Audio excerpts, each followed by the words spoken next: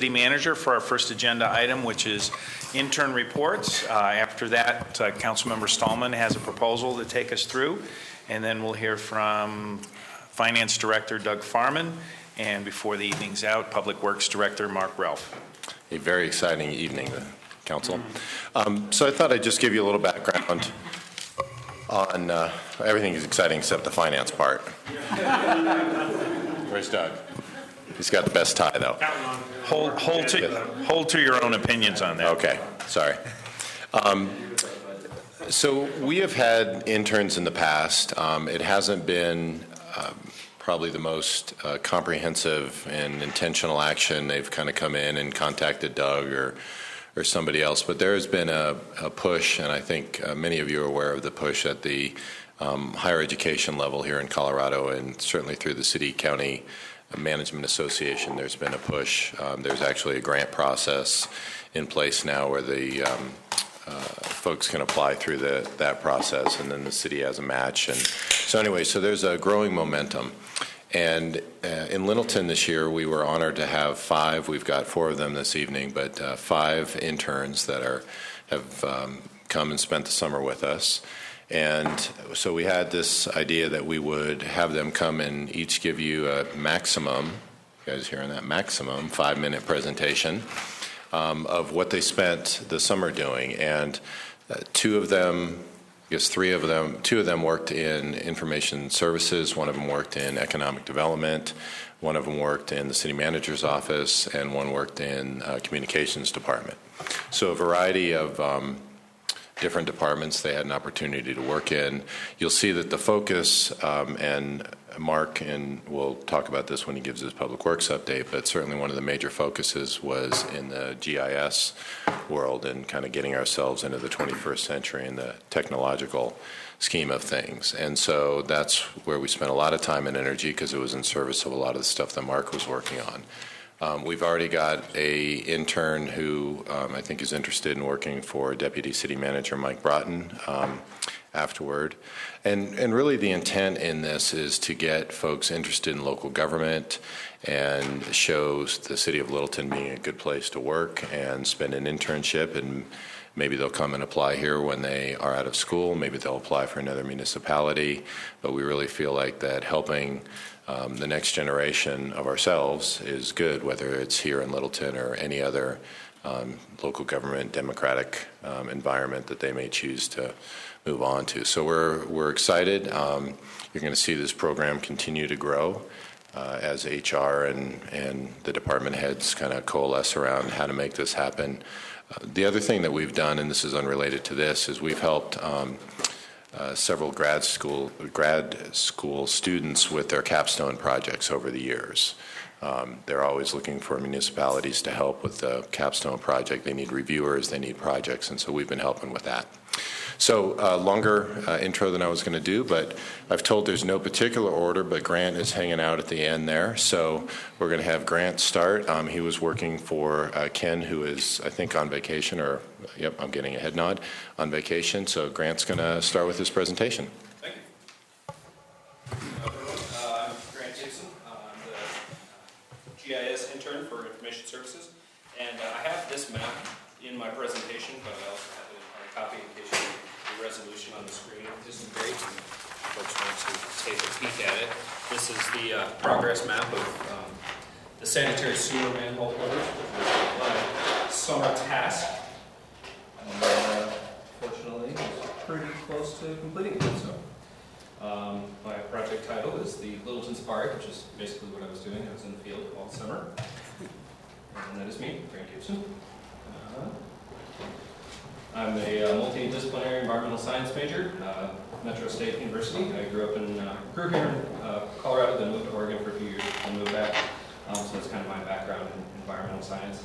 I really enjoy business history, and I've done some home remodeling, so all of that kind of thing have kind of benefited me. And hobbies, outdoorsy, technology, investing, that kind of stuff. Pretty normal, I guess. The summer objectives this summer were to develop the process of capturing GIS and begin actually physically capturing it. We were trying to figure out exactly where we started, and square one is basically the best way to put that. We had zero GIS exposure in the beginning of the summer, and so we're moving along in that one. Solving technical difficulties was kind of an initial hurdle to get over, including some of the data errors. When we populated some of our lists, we had all of the manhole covers across the city. Some of them included the south suburban areas and Inglewood, and so actually, sorting those out became a little bit of an issue, but we made it through that. Grant, is your microphone is on? Is it? Hello? I tried a different Mike? No? Here's one on the table. Just grab one up there. Thank you. I appreciate it. Folks, Testing. you're on TV. You should have worn a checkered shirt, by the way. So, I plan on continuing with GIS. I feel that it's an incredibly valuable resource, especially for municipalities and environmental resources and all that kind of stuff. I plan on focusing with environmental resource management or waste management, or if I get really lucky, doing some phytoremediation. For example, if you've seen the EPA's spill into the Los Animas River, I might ideally be cleaning up some of that kind of stuff. Listening to the news couldn't miss it. Yeah, pretty nasty stuff. So I'm pretty big on the commercial stewardship of the environment, and I really believe that if there aren't any profits, then there's no real reason for corporations to participate. It just doesn't make sense if it's putting them in the red. Why would they help? So those kind of things are pretty important to me. Here is the status map that I have up there, but we'll go there. And basically, the areas that I was in this year were here. Columbine Valley is the section that I'm going around. And then, so this is the greater Littleton area. So pretty much my summer right there. Almost like the Postal Service, rain, sleet, or snow. I was out there every day. The overall status, we estimated that there's roughly 3,500 sanitary sewer manholes in the city. As I said, some of them are in other districts, south suburban, Trivia? Inglewood. Yeah, I know. I was going to ask that question. And basically, I compiled a list of the ones that I missed, were unable to locate, or that I didn't get a GPS connection on. It was roughly about 275, so I had about a 92% success rate. So pretty acceptable, I think. What was that, two missed manholes? What was that last? About 275 out of 3,500. Missing? Just couldn't get them. I couldn't find them. They were buried. They were in, the lilac bush or under a tree, or people put sheds on top of them for some reason. Some of them have been buried for 40 years. So, some people actually didn't even believe me when I told them, there's a manhole cover in your backyard. No way. So, moving forward, as I said before, this is the beginning of our GIS for Public Works. We started at square one. We're creating a permanent electronic data repository for all levels of infrastructure, not only the sanitary sewers, but streets, roads, all that kind of stuff. And the eventual goal is efficient asset management and accurate cost projections, as Mark will elaborate on further. But that is basically the goal, is to save everybody money and to make it easier. Progress is slow, but the rewards are quite large and will be worth it. So, some of the fun things I've learned. I was unable to go to Arapahoe Community College and survey the spots around there without being offered a job. I thought that was kind of funny. They tried to turn me into a surveyor. You'd be surprised how many homes around the city own chickens. Only one house had ducks, though. I thought that was pretty surprising. I did learn the value of asking directions as well. As guys, we typically have trouble asking for directions. But it was invaluable to go up to the house, knock on the door, and ask, hey, do you know where the manhole cover is? Oh, excellent. Thank you. I don't have to search for 30 minutes. Some people just don't care. Hey, would you like to see the engineering diagram? No. Okay. And some of the other things, this was kind of a fun tree that I found when I was wandering around. The mushroom growing off this tree was about the size of a dinner plate. I killed 4 highlighters in the course of making that map and a few of the others. I spoke to one homeowner, and he told me he was, going to let me into the backyard, and I walked around to the side gate. It was locked. Wouldn't let me in. Can't win them all. You can never escape arts and crafts. I had to do the mailing list, and so I was literally pasting and sticking over 1,000 labels. It took me about 4 days.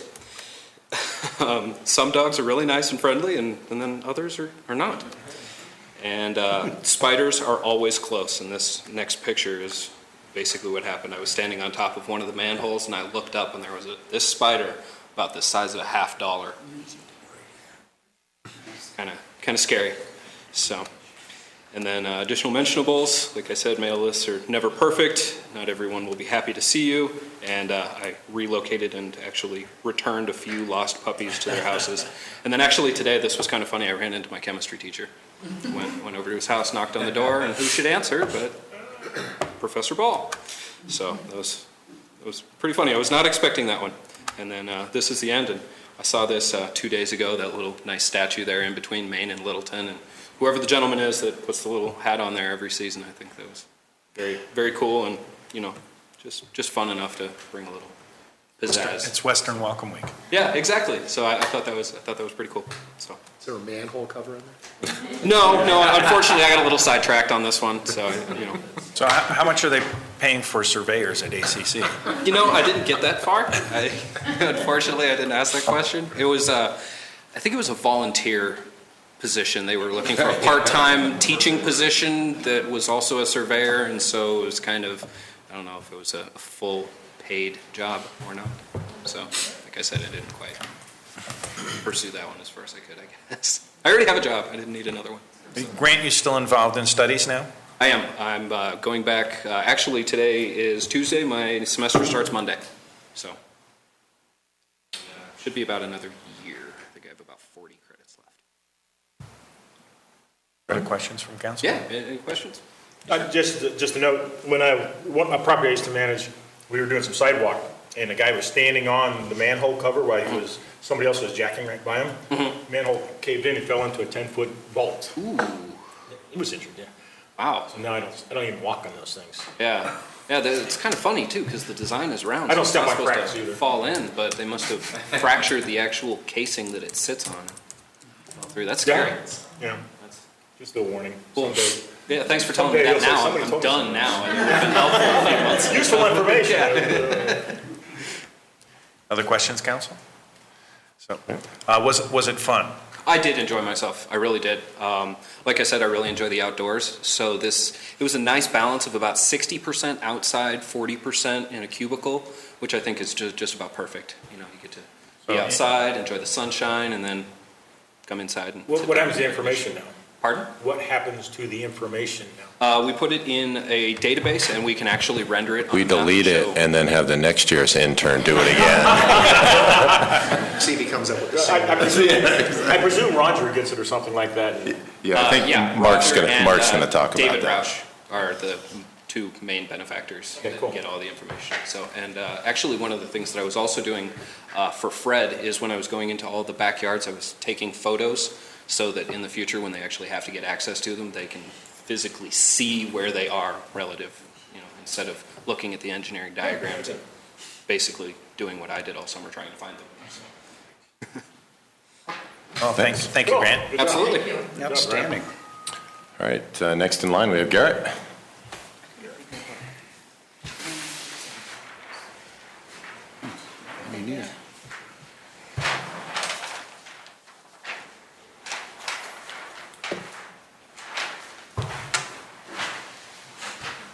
So, as you can see by the title, and I've already been introduced, I am Garrett Giordano. I'm an intern here this year. I will be a junior undergraduate in political science at the University of Colorado Springs, starting the 23rd. And I'm not really sure what I want to do with my degree yet, partially why I'm here, because it's a pretty good spectrum of stuff that I've been working on. And it just, I don't know where I'm going to land, and it's a pretty broad degree, so the opportunities are there. And one of my hobbies is I build high-performance gaming computers for fun. And Garrett, I'm going to, if I can, Garrett worked in the Economic Development Department. Oh, I'm sorry, yes. Yes. So, Yep. I was under Eric Urban.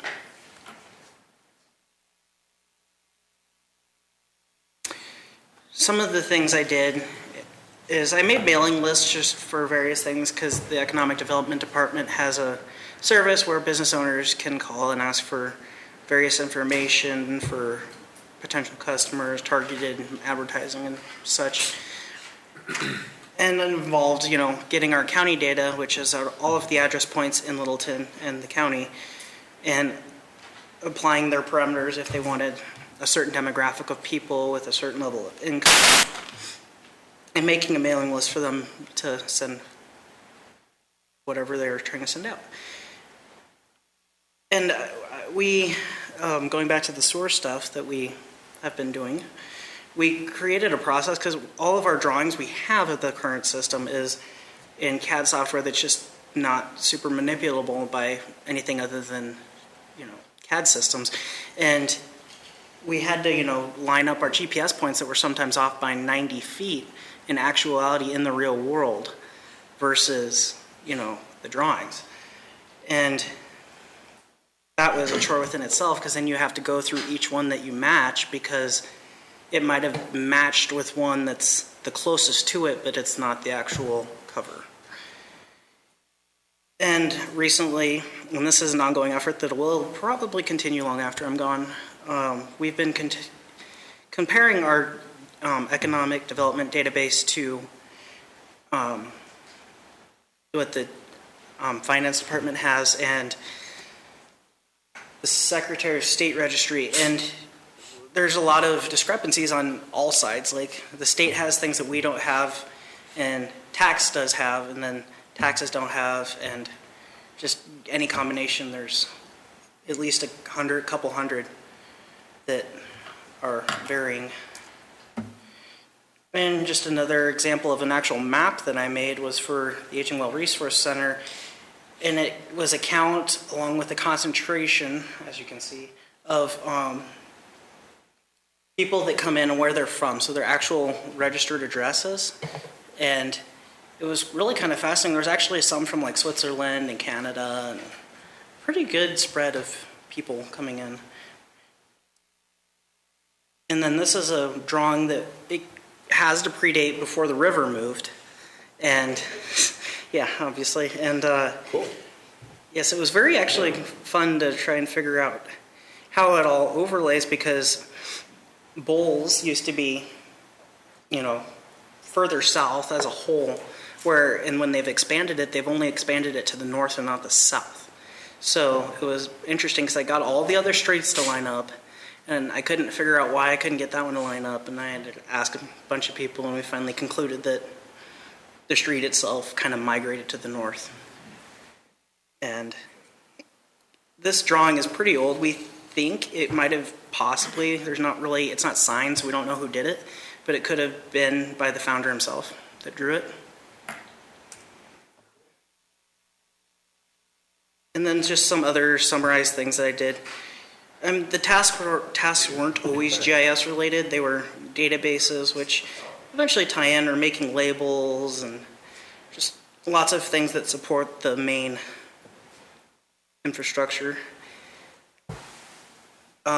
An example of that was I actually refined a list of plumbers in the entire country that are registered to all 50 states except California. Don't know why, didn't ask, but that's what I did. I heard they're having a water problem in California. Yeah, I don't think they need any plumbers right now. A little minor. I also designed flyers and handouts for various events. I did a parking map that I presume got handed out to someone for legal parking areas in places where you do or don't need a permit, or you can't park at all. I gathered a lot of data from just different databases and tried to piece them together to try to get the data with where it goes, because we have stuff that's addresses and parcels and stuff like that, but then there's actual demographic data that coincides somehow, and you might not be able to put it to an exact address, but you can at least get an area and get a general idea. And I also had a fun time communicating with Dr. Cog for about a week, trying to get an urban growth boundary map. And I actually ended up piecing a couple together to get ours. And I went through and added and removed and merged categories in our Salesforce system because we had redundant things and then we had things that just didn't serve a purpose, and we recategorized them. They're still there, but it's more friendly for those who actually enter data and remove data.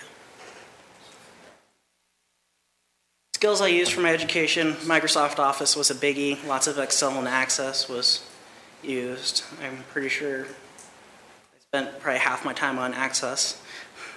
And English, math, logic, and chemistry too, because there are maps out there where plants actually show up pink because of the wavelength of light that it's being taken in. So if you're looking at healthy foliage, I think it's bright pink or almost white is healthy. And I became an expert advanced user of Esri's ArcMap systems for heat mapping, as you saw. Digitalized and edited maps. There was a zoning map in particular. I actually drew the entire thing by hand, tracing from a CAD drawing that we just couldn't manipulate. And I got a good picture of how the actual bowels and the internal organs of a local city government function. Write a report on that, will you? So you learn not. There's a lot of moving Grant pieces. took us from sewer manhole covers to bowels. Now we're getting a little more organic. You mentioned chemistry, biology coming in. What I didn't like about my experience here was getting out of bed at 6:30 Monday through Friday. I'm sorry, but it was hard. Yeah.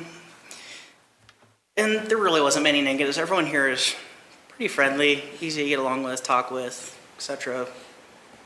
Pretty easy going, get stuff done. How was it working with Doug? Was that okay?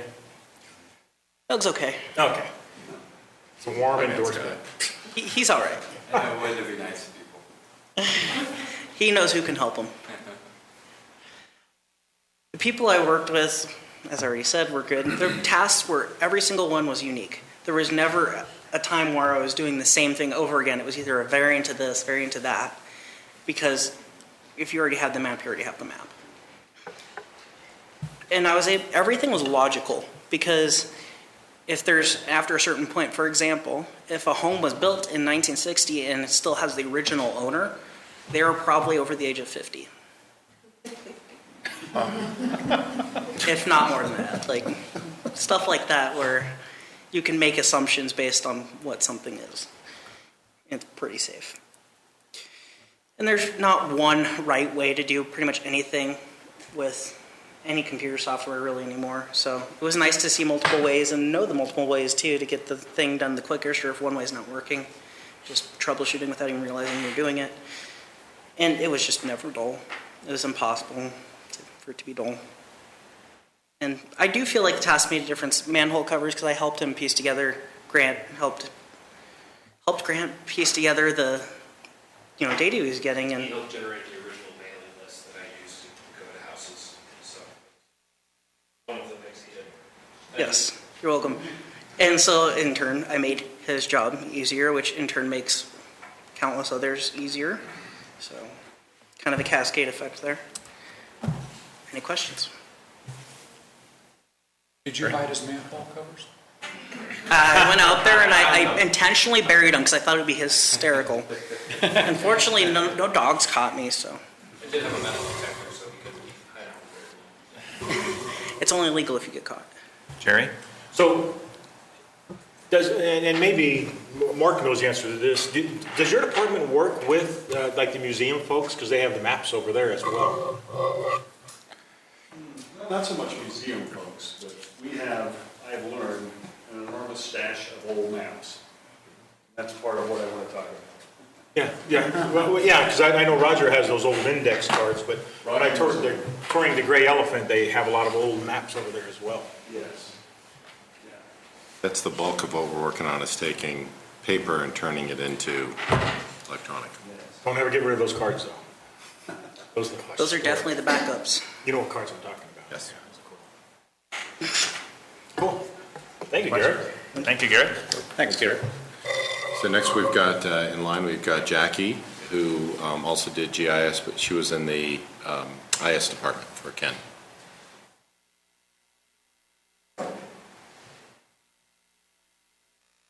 So I'm Jackie Phipps. I started in March, and my background is I went to Humboldt State University in Northern California, where I studied geography and social science. Kind of one of my peak experiences there was I got to use my GIS and GPS to do a senior field project where I went to Tibet and China to study health and disability services. So I kind of realized there the impact that GIS can have on communities and their development.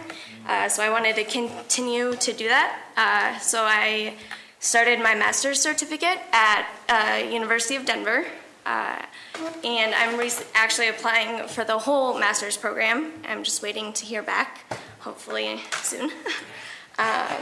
And so what I've been doing here is applying all of that GIS skills. I've been doing my original goals were to inventory all of the GIS data that we currently had, and then also produce some and update it, and then get some data to the public on public-facing websites and stuff.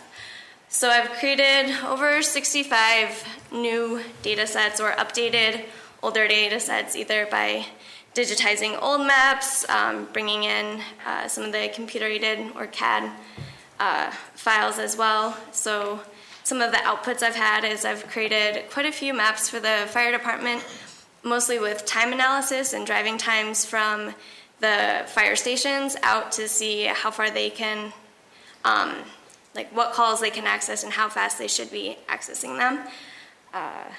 So those have been a lot of the hard copy maps. The next group of maps have been online maps. And the first one, and the only one that we have on the website right now, is actually for the city council district. So now you can go on to the city website and you'll see this map embedded in there. And you can type in your address in the find address or place. You can search it. It'll zoom into the address. You can see what district you're in. And then to find out more about that district, you can click on it and it will give you a little pop-up explaining who the council member is, how to contact them, and it'll hyperlink it to their webpage. The next couple that we have coming up to be put on the website are a fire station and fire districts map. So you'll be able to go on and see the fire districts and where the stations are. And then I guess this comes up a lot is people don't know where to park downtown. So this will be embedded on the website so people can access it and figure out where to park and what the restrictions are. So then you can go and you can click on one of the highlighted areas and see the restrictions, and it'll give you the pop-up to tell you if you have to pay, how much it costs, if it's free. And so through some of the other online mapping tools, you can make them interact a little bit more as well. So let's say you wanted to come to the Littleton Center, which is that upper blue square. You can click on it. It'll give you information, tell you the hours, tell you what's there. Let's say you're going to drive. There's a tool that you can click to give you directions, but then you can also turn on where to park. Let's say you don't want to drive. You maybe want to ride your bike. You can turn off the parking layers, and then you can turn on the bike routes, and then you can click on a bike route, and it will tell you the name of the bike route, and then what type of biking lane, or if it's a trail, like how you'll be actually accessing it. Maybe on your bike ride, you want to stop at a park. You can then click on the park, and then it will tell you what amenities it has, where it's at, and then you can even, you can zoom in on it too, and it'll show you where the shelter is, where the restroom is, where the hiking trails are specifically on that. And then if you don't want to drive or bike, you want to take the transportation, RTD, you can turn on that layer, and then you can interact with it that way and click on either the bus station or the route, and then it'll pull up that pop-up and give you, if you click on the more information next to the schedule, it'll take you to the RTD site to then let you plan your route. to get wherever you need to get on that route. So those are kind of the online things that we're building more public-facing, and then internally we're updating that inventory to get all of these new data sets into one geodatabase or a database that can be accessed better internally between all the different departments and everybody. So then it'll all be stored in one place and updates can be done there. So that's kind of the next step. So it's been a great opportunity to test my skills of what I already knew and see how I can implement them. And I was pretty happy with it so far. So yeah, we've created, these are just a few of the data layers that we've created, and we'll continue to build them. So yeah. So Jackie, in the midst of all the technology, lifting yourself up from the technology, what was the biggest surprise of the summer? The biggest surprise, well, I would say initially it was the lack of GIS and data that was here. I think before my interview and everything, I went on the city's website and clicked on the map links just to see what was there, and it was just, embedded Google Maps, and I was like, oh, like maybe they have data, and I was like, oh, no, there's no, like, actual data to access and stuff. So I think that was a little bit of a surprise, and yeah, but all good, though. It was fun. I like updating data and gathering data. I think it's skills I'm good at, so it was kind of fun to go to those resources where I knew you could access data and then implement it for the city. So that was kind of a nice surprise in amidst of a lack of. Other questions, Council? Peggy? So did you look to see what some of our surrounding municipalities have? Are they a lot better off than we are with data? Yeah, some of them are definitely. They all have varying amounts of data and varying amounts of quality.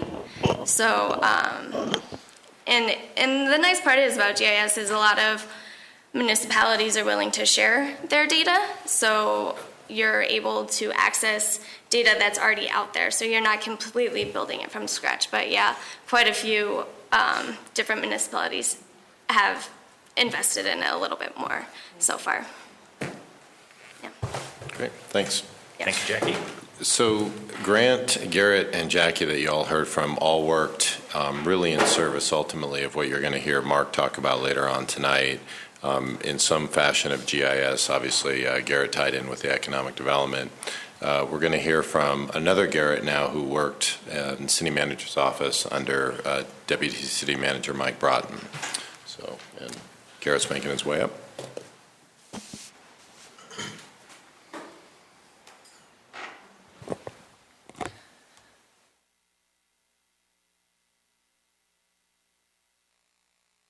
All right, so my name is Garrett Graybill. I did work in the city manager's office. I shared half of the conference table in Mike's office, so that was good. So I'm a Littleton native. I grew up outside of the city. I grew up over in the Columbine area, but I got my bachelor's up at CSU in political science, and currently I'm down doing my master's of public administration at CU Denver. And over halfway done with that, I have 6 more classes I have to complete before I can get that degree. So some of the projects that I worked on, I did a lot of policy research. Some of it was internal for different departments. Some of it was for city council. I think we're going to be taking a look later this evening at some of the research I did for the council compensation. I also did some community outreach. I put some questions on Open Littleton. One of them was the smoking ordinance question. We got several hundred replies on that, so that was pretty good. Also with that smoking ordinance, I went down to Main Street and I walked up and down and I talked to all the business owners down there to kind of get some FaceTime with them and get their input on that matter. So it was really fun to get to interact with the community that way. I also helped with a couple of the Meet, Greet, and Eats. I know a lot of you saw me out at Trailmark. I was handing out the ice cream, so it was just really fun, again, to interact with the community that way. With the charter amendment ballot questions, I also drafted the staff communications for all of those that you all have seen come up. I was also able to sit in a lot of the different working groups. I was able to take part in the economic resiliency scenario planning that our economic development department has. The Reynolds Landing plan that's going on, I was able to really sit in and see what's going on down there.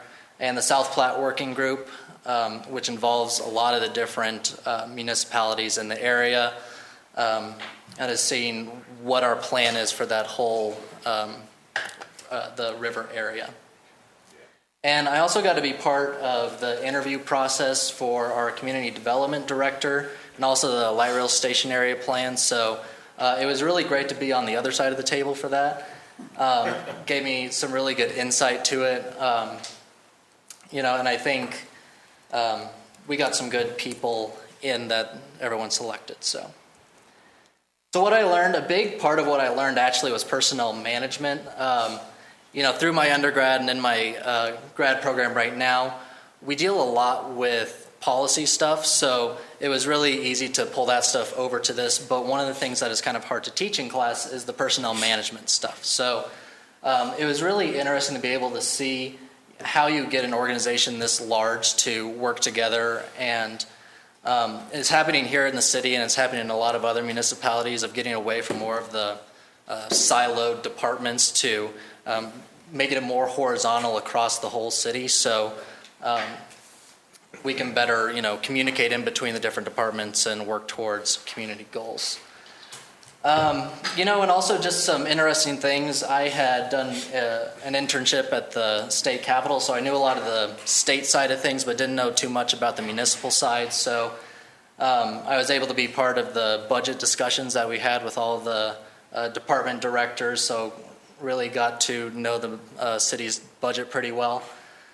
Just kind of the daily operations of the city, how it all works, what the processes are when you're trying to move through things. And also, one of the things I found really interesting was just the intergovernmental, intersectoral governance that we have, and all the different players that we have at the table, and how we could bring those all together to meet those community goals. Another thing that I learned, which is kind of the cherry on top, since, like I said, I'm from the Littleton area, was I think there's a lot of really exciting things going on in the city. Outside of working here, it's just really exciting to see all the development that's going on and the direction that the city's moving into. So just this past Saturday, my girlfriend and I went down to Little Jam, and that was a huge success. So it's really fun to see Littleton doing stuff like that. And I was just really happy to be able to be part of that process. So thank you all. Any questions? Sure. So as far as the personnel management, how do you take that back into your classes that you're still working on? So it was really fun. I took 12 credits this summer in addition to doing this internship, and one of my courses was, it was called Organizational Management and Behavior. So it dealt a lot with internal organization things. So it was really fun to be able to go from here into class, and I was able to bring stories about, this is going on in our community development department right now, and here's how we're dealing with it, and all of that stuff. So it really did translate over pretty well, but it was nice to have that practical side of it that I could bring to class. Other questions? Okay. Fran? Thank you. Glad you enjoyed it. So That's it. Go ahead. Just gonna Okay, close so- it out, so that's all. I have a question. Sure. Do we pay our interns? We do, Good. yes. That's actually the only reason I got summer internship credit for my class. So you got credit too? Did Yeah, all of you get credit? Good. I don't know, but basically if I had not been paid, I wouldn't have gotten Oh, really? internship credit. So I got paid and credit for Good. not at all. Good. Yeah, the world has changed, as I've found out, that pay and credit is one of those things, because I've done intern recruiting in another industry, and it's almost exclusively such that if you don't pay them, they don't get credit now, and it's kind of that otherwise you're volunteering kind of attitude. So I got paid Did mine and credit. So we're really pleased with how this ended up this summer, and as I said, we've already got someone else who's interested in coming, and hopefully we will continue to do this, and we'll have more presentations in the future. Excellent. Our future, literally. It's an outstanding program. It's sitting here thinking about a lot of the GIS information. Someday somebody's going to say, who took all the information that was written on cards and maps and everything and put it in the digital age? And so 100 years ago, you people will be the answer to a question that nobody knows the answer to. So you should be proud of yourselves. Yeah, it's interesting, and one of our partners is South Suburban, and they've been, I think it's been about a 3-year project to try and map all of the trees that are in the parks that they manage, and it's been an interesting effort, but when you start to consider what's your assets in that, and then when it comes down to emerald ash borer or whatever, and trying to say how many ash trees do you have and which are the ones that are at risk, it helps on that front too. So, okay.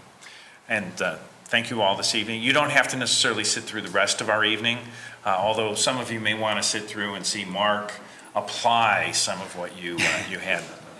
But that's a little bit later. So let's give him a round of applause too. Thank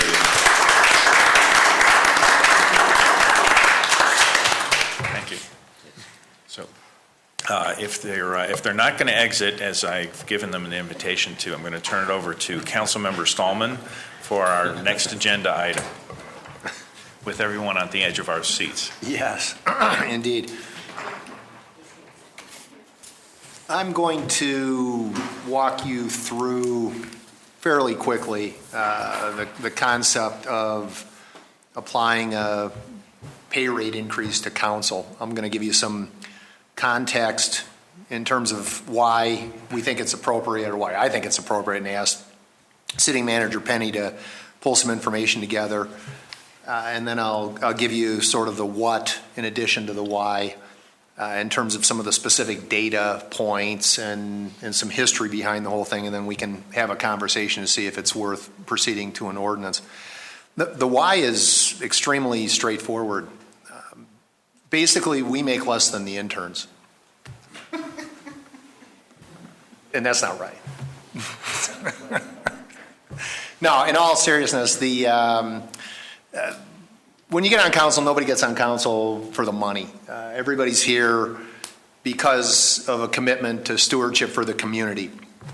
And all of you know, in and of yours, based on the time commitments that you've invested beyond the election cycle in terms of working the packet, getting up to speed, talking with staff, responding to emails, dealing with constituents, liaisons, projects.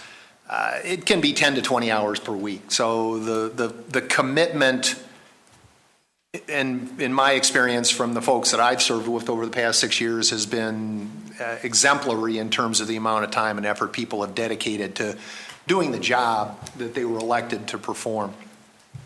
The community, the city, in fact, did come through the recession in pretty good shape. I think we were collectively very attentive to making sure that fiscal responsibility was at the top of the list.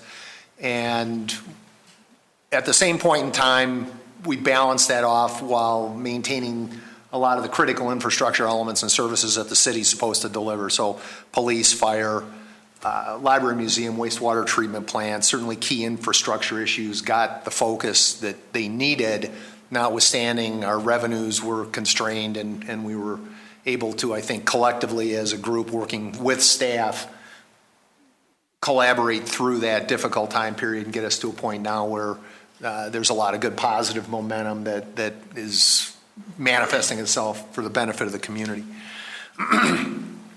And I think by any objective measure, the city is in fact doing very well. When you look around the community, as you saw, certainly from the interns, the folks that had put information up there, the neighborhoods are strong. They have been and continue to be strong. The business environment is positive. We've got redevelopment projects that are coming online, such as King Soopers, Breckenridge Brewery, among others. Summer activities are in full swing, like Hudson Gardens and Western Welcome Week. coming up, or this week. And certainly the river, we've spent a lot of time and effort to, work to make the river what it is, the crown jewel of the community. Certainly Councilmember Brinkman's been extensively involved in those activities as well. So we generally don't get out there intentionally and wave the flag from our perspective, but certainly to the extent that the community is doing well, council can take a lot of pride in that because we have fulfilled our stewardship obligations in terms of making it possible, as to the best of our collective abilities with staff, to encourage a lot of positive things that the community, the city and the investors are putting into the community. And I think it all works together. Same thing with the schools. They're partners, the folks that we deal with at Englewood on the sewer plant, the district and the ranch on the fire service. All of this stuff has to work collectively together, and if any one part doesn't work well, then you don't get what we've got today, which is a really strong and positive community that's moving forward. That's some of the context in terms of why I think it's appropriate at this juncture to consider a council pay rate increase. The what goes back a ways. The last two times that city council pay rates were increased were 2005 and then before that in 1997. In 1997, the pay rates were as follows. The mayor was paid $850, pro tem $725, and the other council members $600 per month. Those rates were bumped 8 years later in 2005, whereupon the mayor received $1150, pro tem $1025, and council members $900. So it was a $300 per month bump. Those worked out to 3.9% compounded per annum for the mayor, 4.4 on the pro tem, and 5.2 for the city council members because it was a smaller denominator. I'm going to suggest to you that if we were to go ahead and bump pay rates at this juncture, a $200 per month number is not an unreasonable number, and we've got I'll give you some additional context in a moment in terms of where that might come from. But if we did $200 per month, the mayor would go from $1150 to $1350, a 1.6% per annum increase over 10 years since it's been adjusted. Pro tem would go from $1025 to $1225, which works out to be 1.8% per year. And the other council members would go from $900 to $1,100, which works out to be roughly 0% per year. The budget impact for 2016 would be $200 per month times 12 months times 7 council members is $16,800. Everybody got, there's copies over here, but this was emailed to us as well. It's the graph of, I think it's 7. Yeah, we've got Littleton plus 7 peer communities, including Wheat Ridge, Centennial, Englewood, Thornton, Westminster, Golden, and Arvada. At the moment, Littleton is roughly in the middle. We're the 4th on this list between Englewood and Thornton. With our current pay rates, if we bump $200 a month, it will move us up pretty much essentially consistent with Thornton and Westminster, depending upon the individual positions. So I think council members would be slightly under Westminster, and the pro tem, for example, would be slightly over, as would be the mayor. I think just for clarification too, we did not ask about 16 increases, but I believe there's a fair amount of these communities that are contemplating conversations similar as this. Okay, so as it stands today. Yeah, so this is as it stands today. Probably need a bigger bump then, is what you're saying. I'm not making a comment on that, but yes. All right, fair enough. But thank you for that. From a mechanical standpoint, I think you guys are aware that the charter stipulated the initial rates that council members got back in the 1960s, and then pay rates are modified by ordinance in accordance with charter provisions. If approved, if we do this, it will be done by ordinance. It will be approved for implementation in November after the new council is seated, so we're not giving ourselves a raise per se in that regard. People who are running for election would still have to win the election. And that treatment is in fact consistent with the 7 other peer communities that we looked at. And if I may, just for clarification, it only would go into effect for those council members who are up for election. So if you're seated and not running, it does not kick in. Correct. So can I ask a question about that? So if someone who's currently on council and is not up for election were elected mayor or mayor pro tem, Has no effect. what does clarify has no effect? Because it has to come through a duly elected period of time. So Mayor Cernanek would not, regardless of his title, if he gets reelected mayor, that increase would not be effective until he ran again and was elected in 2 years, whatever that would be. So again, just to clarify, so if someone who's currently not mayor and is on council were elected by the council mayor, they would not get that That is raise. correct. Yep, it requires an election duly elected by the electorate, if I'm saying that correct. Interesting, because that to me, not that I'm arguing for or against any particular person, but that I'm not hearing necessarily that the charter would prohibit somebody It's getting that. So. state law. Okay. State law is what puts in that protection of not giving raises to the existing seated council. Yeah, but if they're a different position, It, okay. Yeah, Okay. yeah. So I'm just The base, those are our internal titles. The base is So that you have to get it's elected. okay, I just Yeah. not, So the mayor and the pro tem would not get this at this point, okay. under any circumstances. And I actually I was essentially misstated it then, because the budget impact I calculated as applying to all council members. So to the extent that you're on council and you're running for reelection, you would not. So therefore, the $16,800 would be, ultimately over a period of time, that would be the step up when everybody gets reelected. So the next year is probably closer to 10 or 12, depending on who gets what. If it's 2 per person. Well, times 4, assuming everybody's reelected. But anyway, it's ballparky.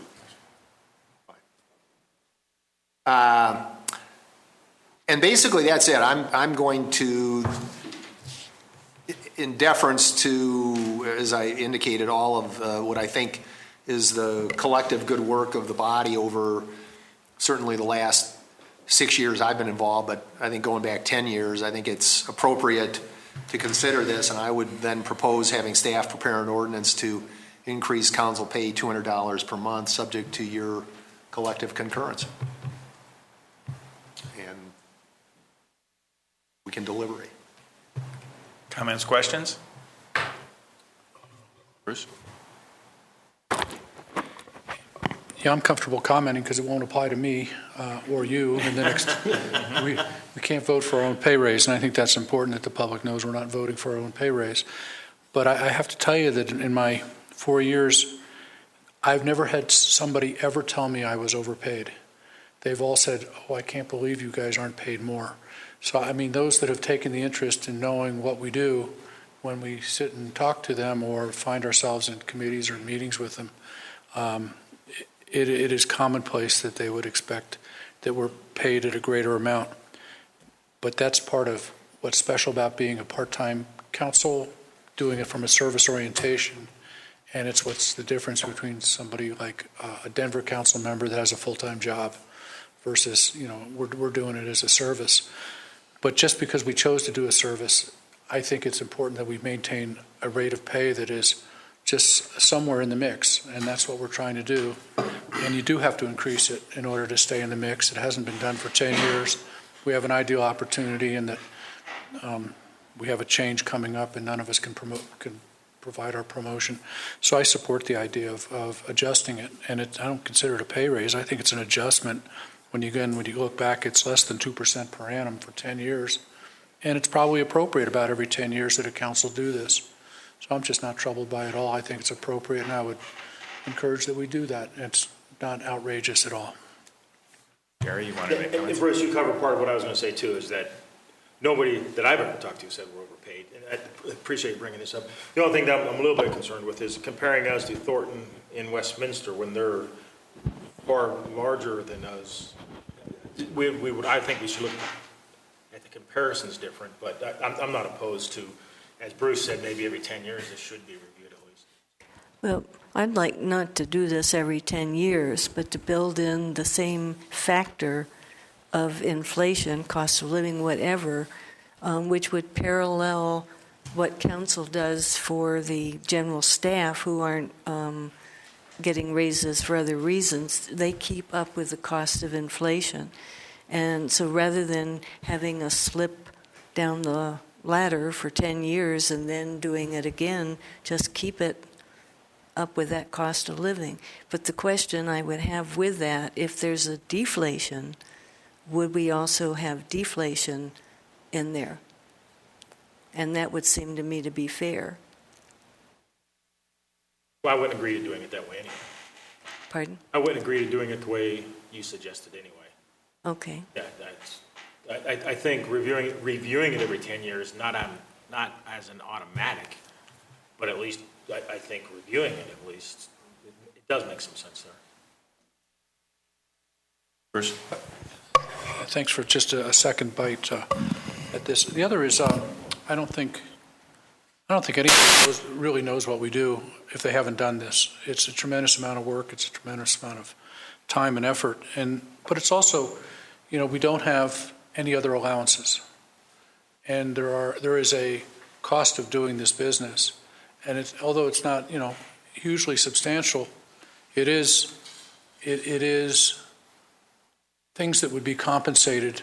If I was a full-time employee with the city, I would receive compensation for many of those things.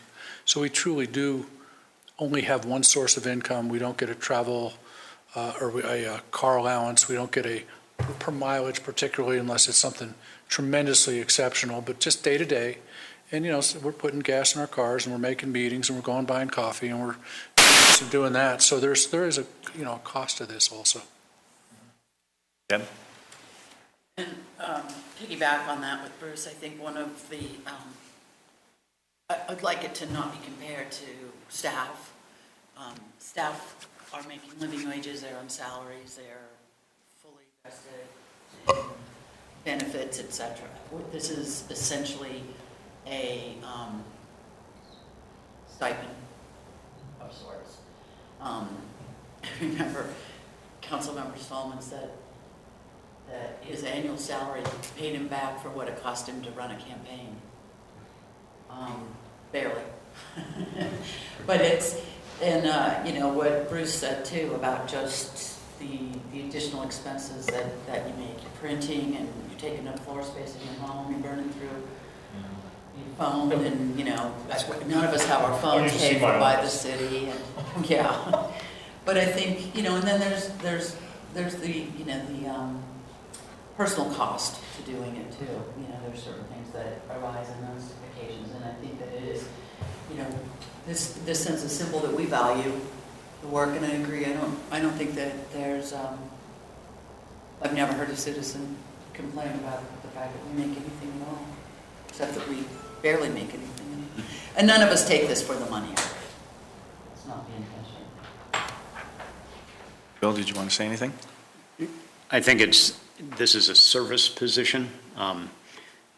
It's interesting the mix of people that I've seen flow through council over the last 10 years, because there are a lot of retired people. There are a lot of people who have forgiving jobs, and where a good boss will let you go. And there are other people like Deb and I who are self-employed, and that we are actually probably donating to. It cost us a lot of money to be on council. So, it's a stipend, and we do it for service. So I really don't have anything to add to the discussion. It is what it is. So I think with the discussion, in the sense I'm getting, is bring it forward as an ordinance would be the direction. A little louder. Bring it forward as an ordinance. Agreed. So that's the direction we will go. Thank you all, and thank you, Councilmember Stallman, for pulling the information together in conjunction with staff. Next agenda item is Finance Director Doug Farman talking with us about something about finance in 5 years or something like that. So they kind of go hand in hand, I guess, huh? Well, thank you very much, Council and Mayor, for inviting me to come and talk to you tonight about the Finance Department. One thing I really enjoy, and I've been lucky enough to be working with these 11 individuals over the past 8 years and feel very privileged with that, and very much enjoy working for the city and my job. We have wonderful staff throughout the city, but very much so in the Finance Department. So we have, like I said, 11 other employees. No bias there. And what did you learn this summer? What did I learn this summer? Yeah, every year is different. Even in finance, you think the more it changes, the more it stays the same. But there's always new challenges, so it's always fun. Just for everybody's edification, other citizens that are at home listening in, the Finance Department handles the sales tax audits and collections for the city, the purchasing. We handle payroll. We handle the budgeting, financial reporting for the city. Those are really the major functions. We also handle utility billing for the city, which, as we know, is a one-time annual billing process. And we are an internal service for the majority, except for working with customers and utility billing and sales tax. For the majority, we do provide a lot of internal services for other city departments. Just a couple of changes that have occurred recently this year in the Finance Department.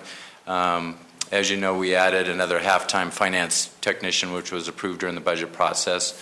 We had a year where we had a half-time position, temporary, and then this last fiscal year there was a full-time position that was approved, and this person is our payroll backup, which has been really essential.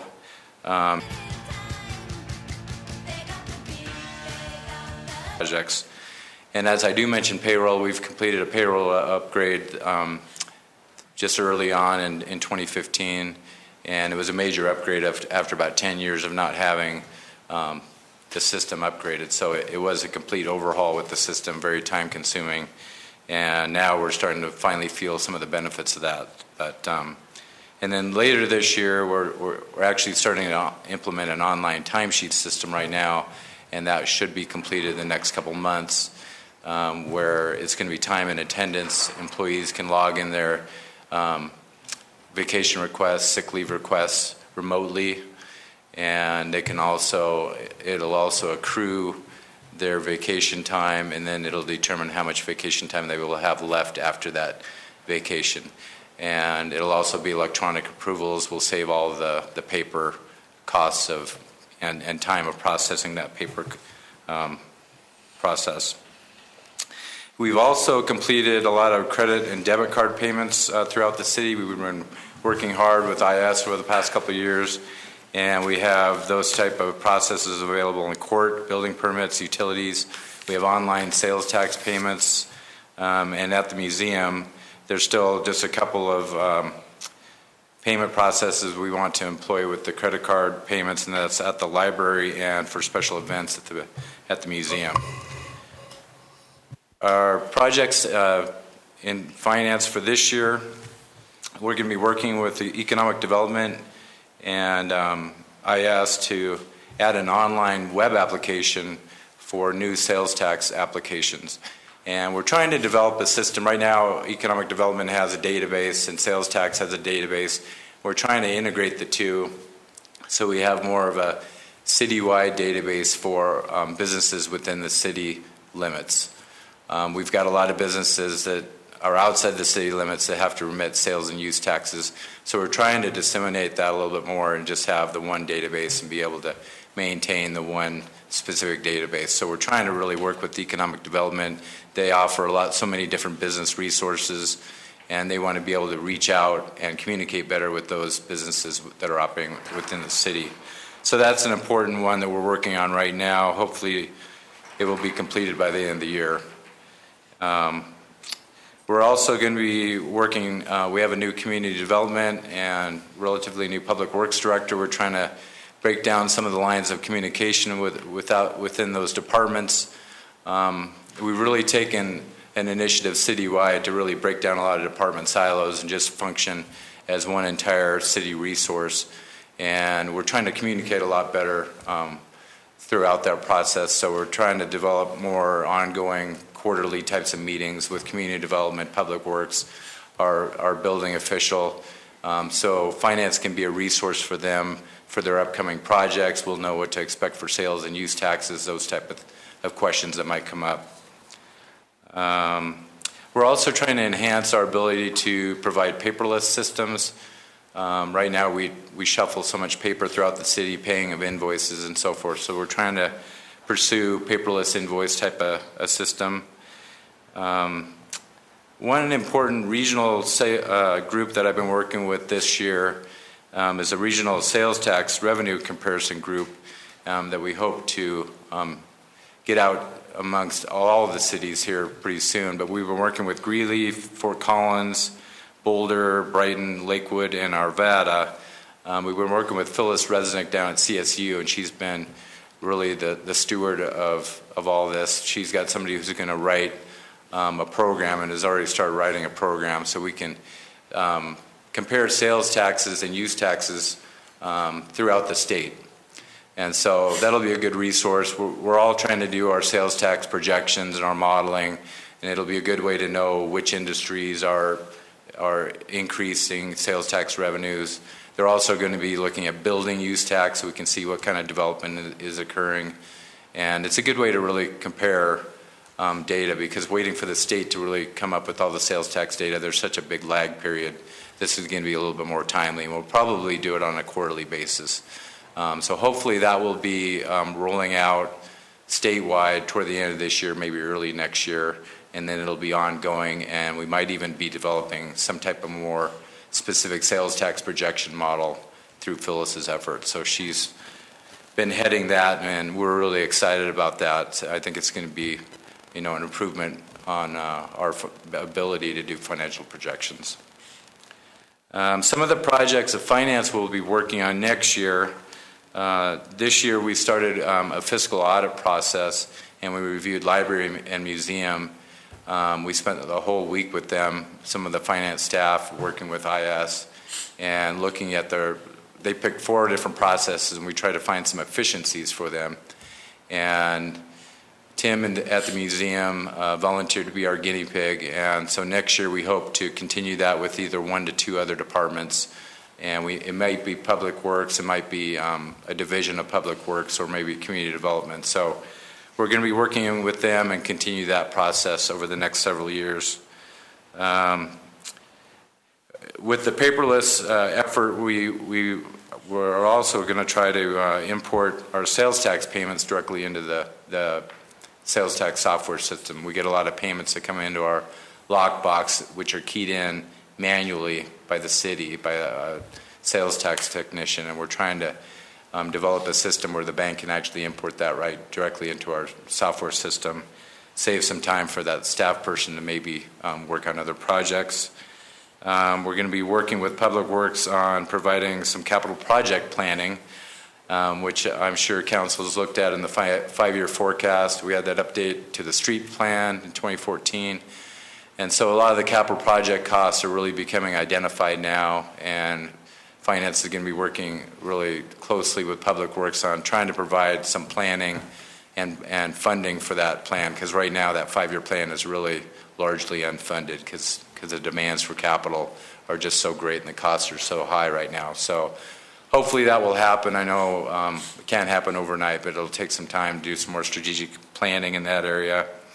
We're also going to be reviewing options for possibly multiple utility billing payment offerings. I know of some citizens have expressed the desire to have more billings more frequently instead of just the main annual billing, because the cost is slightly increasing each year. So we're going to look at the ability of the city to provide more billings on a more frequent nature. We also do offer budget billings right now where somebody can actually make monthly payments throughout the year. And we've been trying to get that information out there that people can actually make payments monthly, even though they get one billing. So if somebody paid all at once, might they get a discount? Because you don't have to keep processing them? We don't offer a discount right now. That's something But I that mean- Look like but I a mean, face if you- that would if offer you a did- discount. Did what? I wondered if that looked like a face that would offer a discount right there. You said the D word and it kind of stunned me, but But I mean, it would save some processing and following up. You'd have the money in the bank making some interest, hopefully, although these days a few pennies. you don't, yeah. We could. I know, I just wondered, I mean, whatever. We will take people's payment up front if they want to pay in January. No, it's something we could definitely look at. Okay. Yeah, good idea. I mean, some might do it anyway, right? But if there's a tad incentive, that might be good. Yeah, and a lot of businesses and homeowner associations, they really want to know up front so they can budget, because some of those HOAs really have some large bills, and so they will pay us quarterly, monthly, but it's a lot better to budget for them that way. We're also going to be looking at emergency medical transport billing and collection services this next year and issuing RFPs for those two services because really a time has gone by now and it's time to look at those contracts again. We're also excited about possibly looking at a payment portal, a main payment portal for the city. Anybody who's conducting business with the city, we're going to be looking into the ability for them to just go to one portal and it be able to route them in the proper division or fee that they are going to be paying, whether it's a building permit, so forth. So we're going to be looking at that over the next couple of years and trying to develop that on the city's website.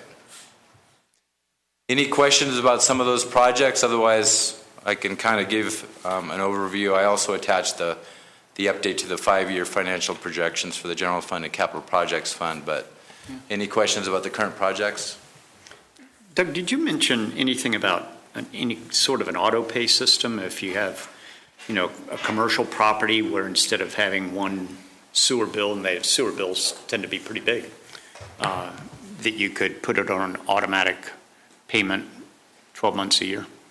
Anything related to that? That is such a good question, and we get that question a lot. Right now, our system does not have that capability, but we have kind of a middleware interface between our software system and our credit card system. So that is something we're going to be looking at this next year, and we can also look at the ability to make automatic payments. But would it be through a credit card, or could you go directly to a bank account? We'd have to figure out. If we did an ACH and directly debited a bank account, we'd have to figure out the safety of the data because we can't house any data like bank account numbers with the city. But if we had a vendor that was set up that had that type of compliance in place, then we could work with them. Okay, is there a big difference between a city doing that and, say, an HOA? Because many HOAs have that you can do auto pay type of payments. Yeah, they probably have a vendor set up that's in place to do that. So no, it would be the same type of process. Okay, it might just take some of the pain out, it seems. So I know I have a commercial property and I gag every year and roll over a few times and kick my feet in the air and then write the big check. But if it was every month, it'd be a lot easier to do, and it's a relatively humble commercial property. So that's a great idea. Yeah, we'll take a look at that idea as well. The business question is, how much is it worth to you to have a monthly bill instead of an annual bill? Well, that's the city's convenient because they'd be getting that money all along instead of me stretching the deadline and waiting to pay it because it's just also always a painful check to write. Yeah, the hard part is that I think everybody knows that we certify with the county, so any unpaid sewer charges go to the county. We don't have any flexibility. The county has a due date of November 1st, right. So we have to work back from that date. That's why the city has established August 15th as the annual due date. So it's hard to set up a monthly system, a quarterly billing system, so people can pay us every month or every quarter, but it's kind of a guesstimate. Sure. And then obviously you can make up the payments. You'd have to change some of the amounts or overpay by, you need to pay the full amount by that date. But so it's not a perfect system. We're always trying to refine it, that's for sure. But I appreciate creative ideas because, we're trying to improve the ability to offer different options to customers. Other comments or questions? Jerry? You said you had a revised 5-year projection? Yes, there were a couple of attachments with the council's packet. I don't know if everybody was able to review those. We didn't get the attachments. No attachments. No attachments. Okay. We have no attachments. I apologize. I'll get that update to council and. Well, that'd be cool. And the other question I have is then on web sales, people buying stuff on sales. As Councilman Cole said, she always pays her sales tax for that. Do we have a system for collecting that? And if so, how much are we actually collecting from web sales? We do not. It's really a purely voluntary system right now. If somebody buys some software, buys some goods and are using it in the city limits, that's called use tax. It's the same as sales tax rate of 3%. So they're obligated to make the payment to the state or the city for that sales tax. Yeah, I guess but really there's no system. Are we actually collecting money? Are we getting some? We are. We're mainly from companies, not from individuals. Yeah, I mean, Peggy's the rare exception there that's doing it on her own. Peggy is rare. Yeah. So I think everybody should use her as an example there. But no, we do have some businesses that are complying. I think they can see the laws and the regulations changing, and so they're just automatically disclosing that and making those payments now, because there are several federal bills out there. So hopefully that will be in place for remote sales tax. Thanks, appreciate it. In the past, it's been referred to as marketplace fairness. Yes. But there's other language to it that's a little more bipartisan. But in the last 2 days, Sam Mamet co-authored a letter to the editor calling for Congress to act again. It's been in an NLC, National League of Cities, advocacy agenda item for municipalities to get to the point where it's essentially everyone is paying the tax. So yes, it'd be great if the city could partner with CML in that effort, because I think we need to do some lobbying in that area if it's ever going to be approved. Well, and anyone around the table that wants to talk to our congressmen and senators is welcome to join me on that. So If we have. Well, every time we go to DC, we do it. Yep. Yeah, and every year we think we're getting a step closer there, but I'm not sure. It just is and not actually the gaining advocacy traction. committees are actually changing the process. So now there's talking points, and you can call them anytime now. It's not. They have found that the face-to-face visits aren't as effective as the drip, drip, drip reminders. So. Or giving them big checks. They listen to big money. Well, that's your part, Jerry. Anyone else? I do have a comment. I think, Peggy, you were saying it about, or even Bill was saying it on the progress payments or partial payments. The one thing I do like about paying at the end of the year, but I do like the flexibility to be able to pay, a little bit of time to pay it. Okay. If we had just our income tax, if we paid it just once a year, we would see how much we're paying taxes. Because when it's just taking a little bit out of, say, a paycheck, you sort of lose track of how much you pay. So that's the one thing I do like about receiving a bill at the end of the year saying this is what you are required to pay for your usage, whatever it may be. That's one argument for keeping it. Yes, and we did a survey, and actually the results came in that more people, it was pretty much half and half, but slightly more people did not want more frequent billings, because we have a lot of smart customers out there. They realize there's more cost involved with sending out more billings, and we still get a lot of people that don't even like we call them reminder notices or account statements that we send out in July, just reminding people that they might have a balance due in August. We try to do that because we know there are some people that they might misplace their mail, they might forget to send in their payment. So we're trying to do them a service, but a lot of people still do not like the additional cost that they know that the city is incurring because of that extra statement billing. So there are pros and cons. We know we just can't win them all, but I really do, that's why we have to create more options for people to make their payments. So we'll try to do that. Okay, and then my one question is, knowing that our capital infrastructure project will have a funding need, do we turn to you and ask, how are we going to pay for this, or is Mark going to give us that answer? We will give you plenty of solutions. It's whether or not you want to act on them. So, but yeah, I'm sure Mark's excited. Mark is our long-range, long-term planning guru. So, yes, he will. I'm sure he has a great plan for that. That was a good can kick. And I will get you the 5-year update. I'm really sorry that didn't come through as an attachment. The answer is right back at you, right? Yeah. Hey, Doug, you did mention that you're working with others, and you recognize that the capital project cost forecast was a big deal. But you mentioned modeling, and it's not a crystal ball, but we really are going to need some educated guess, because just today I was speaking with some staff members from 2 other jurisdictions, and the cost of their services and repairs and hardware and construction has in some ways gone up to 30%, and so it has changed what they had thought they had bonded for and what they had said to the voters that they'd be able to accomplish. I mean, it's a big deal, and so this modeling thing, any help you can give us, because it's going to be a big deal for us as we go through the budget, particularly the next 2 years. Well, that's a great point, and Mark and I were just looking at the construction cost index for the state, and I think it was 13% this last year, so costs are really being driven up, materials and labor. And Doug, I'm going to ask you one. Since we didn't get the 5-year projection this time around, as you're resending it out, if you could maybe bullet point the key variables for the city going forward. I know it kind of comes a little bit out of the resiliency we're going to hear from in 2 weeks.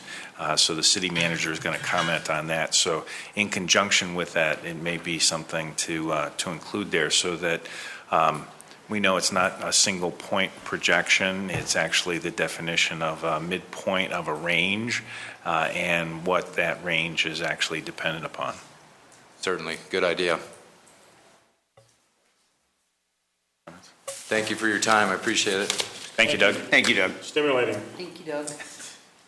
We may bring him back for that 5-year piece on the resiliency evening as well. Okay, got it.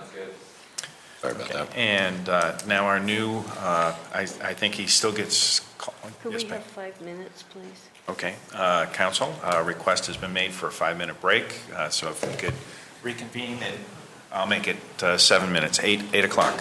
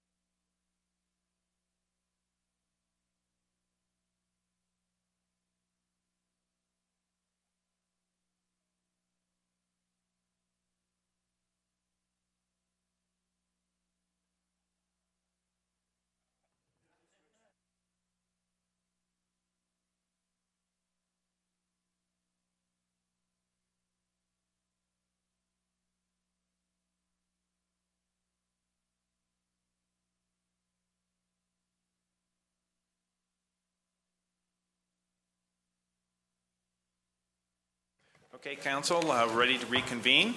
Yep. We have Public Works Director Mark Ralph. So, Mark. Thank you, Mr. Mayor. Good evening, Council. I appreciate the time. I'm thrilled to be here. I've been here now almost 5 months. And so here I am. I'm going to give you an update on Public Works. I think rather than talk a lot about what's happening really today, I really want to focus more on kind of how I see the future of Public Works. I'm hoping this is a little more interactive, so I am not sitting up here talking straight for half an hour or something. So please, you're more than welcome to ask questions as I kind of get into this. Obviously, right now, this is the busy time for Public Works, so we do have a lot of things going on, and I will share with you that currently, our street maintenance is kind of a big focus here. So a lot of our overlays, major ones we had on Broadway and Windermere, so we're kind of deep into that process. We do hope to be complete with all our street maintenance by the end of September. And we did get a late start. Our wet spring was a challenge. As you know, I spent the last 8 years in Seattle, and a lot of people were blaming me on the weather for the spring, but so that kind of delayed us in a lot of our work. But we're on track for that. Okay, I want to talk about, I guess, my impressions, my opportunities as I see for Public Works for the future.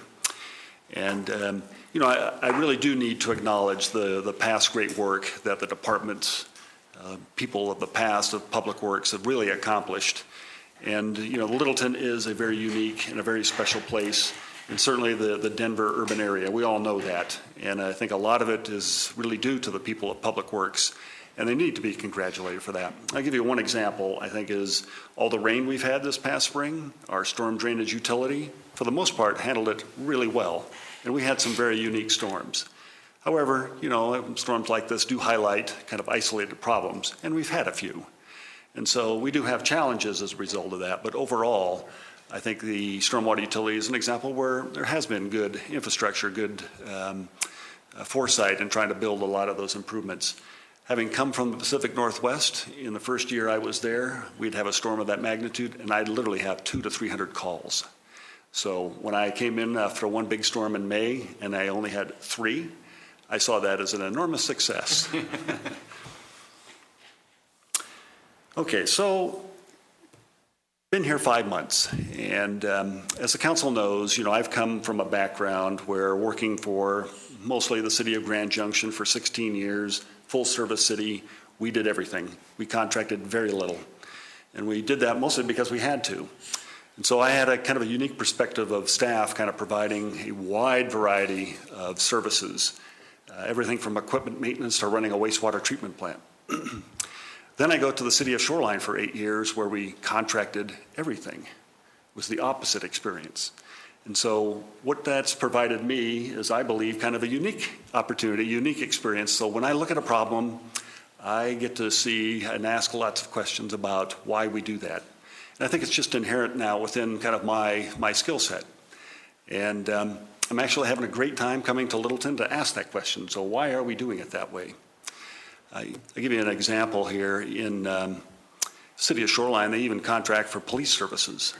Well, we contracted for all street maintenance, everything. We tested that contract. In the private sector, we did our own analysis to decide whether or not we want to do that internally. Sometimes we'd bring that work internally, but many times we'd contract that. So that's the perspective that I come with, is that when I look at the work that we have here in Littleton, I take nothing for granted. I do look at how we look and kind of process our work. I am into process management. I ask a lot of questions about how we do our day-to-day work, mostly because looking for improvement and ultimately customer service. So I do want to build on the past, and again, acknowledging the good work. As I kind of look at the future of Public Works, there's a lot of people who've been here a long time with great knowledge. We need to capture that knowledge before they retire, because I think that is a challenge. So succession planning, I think, for Public Works, I think is a challenge for us for the future. And again, testing and verifying our practices, our best management practices, I think is something that as part of the culture of Public Works, I hope to kind of instill within the department. I do want to talk about organizational culture a little bit here later. I also see in the short time I've been here that we have lots of opportunities to build a much deeper relationship with our community in public works. And I think that takes several different forms. And I want to touch on that. You'll hear me describe, I think, several major themes: strategic planning, master planning, citizen engagement, process transparency. I'm big on that. And service standards. It's something that I've learned in my time up in the Pacific Northwest, is establishing service standards. So I've kind of categorized some of the issues that I would like to discuss with you this evening, and I've got them into, well, it looks like 6 groups. I do want to talk about the development review process. I want to talk about transportation planning, not traffic engineering, but transportation planning. I want to talk about the utilities, both the sanitary sewer and the stormwater. I do want to talk about capital planning, and I appreciate Doug Farman's kind of lead in for that, and the mayor's question. Operations and maintenance, that's obviously the backbone of a lot of what Public Works does, and I do want to kind of touch on that. And ultimately, the culture of Public Works. So, development review. My past 2 experiences has taught me a lot about the development review process. Public Works is joined at the hip with community development. It was a huge issue in Grand Junction. It was a huge issue in Shoreline. There was a lot of change that was going on in those communities, and I think I've learned a lot from those 2 experiences. And how I see that kind of relating here to the city of Littleton, I think there's kind of 2 views to look at when you think of development review. There's kind of the external view. That's the citizen, the customer, the developer themselves. And I think you have the internal kind of perspective, and that is more process-oriented. I think that is setting up kind of the process, the responsibilities, and accountability. Actually, I like accountability. And I think most of our staff fully appreciate accountability if they are told what to expect with accountability. Then actually, I think under the right circumstances, accountability can be very motivating in a very positive sense. So when you think about the development review process, citizens, for example, what they're trying to understand is kind of the process, the code, the requirements, clarity. They want to have access to the information. They want to also understand, obviously, how they get involved and how their input actually affects the process. The development community, they want to know up front the expectations, the codes, the requirements. They don't want to learn all that at the end of the process after they've gone through several months. So defining all of that in the beginning of a process is both to the advantage of our citizens as well as to the development community. I think the opportunity that we have here is that we have to redefine our process. We have a new planning director, community development director, who obviously has good experience, extensive experience with the whole planning process. We have lots of new staff in both departments, and so I do see Public Works and Community Development joined at the hip on this issue. It is in my mind, a rather significant issue for us to take on, and I do feel a sense of urgency with it because there is a lot of new people here. There's plenty of examples in our community where I believe that by adding definition, adding clarity to all these codes, processes, having them apparent in our web pages, I think will add a higher level of trust within our community. One example, in the city of Grand Junction, we went through an extensive process to update all of our manuals and codes and put them online for just those reasons. And over time, I witnessed, how the community responded to that differently.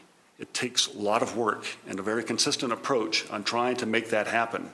But it is good work. It is worth it for the community.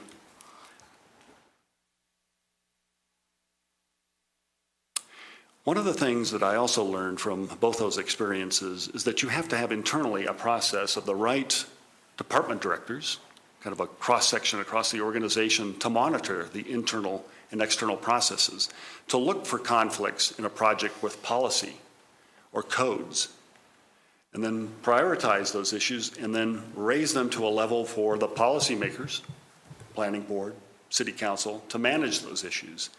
And so I believe there needs to be a very active process internally to kind of monitor that, to test that. To me, that's the opportunity for us to kind of to manage the process more effectively over time. Transportation planning, one of my favorite subjects.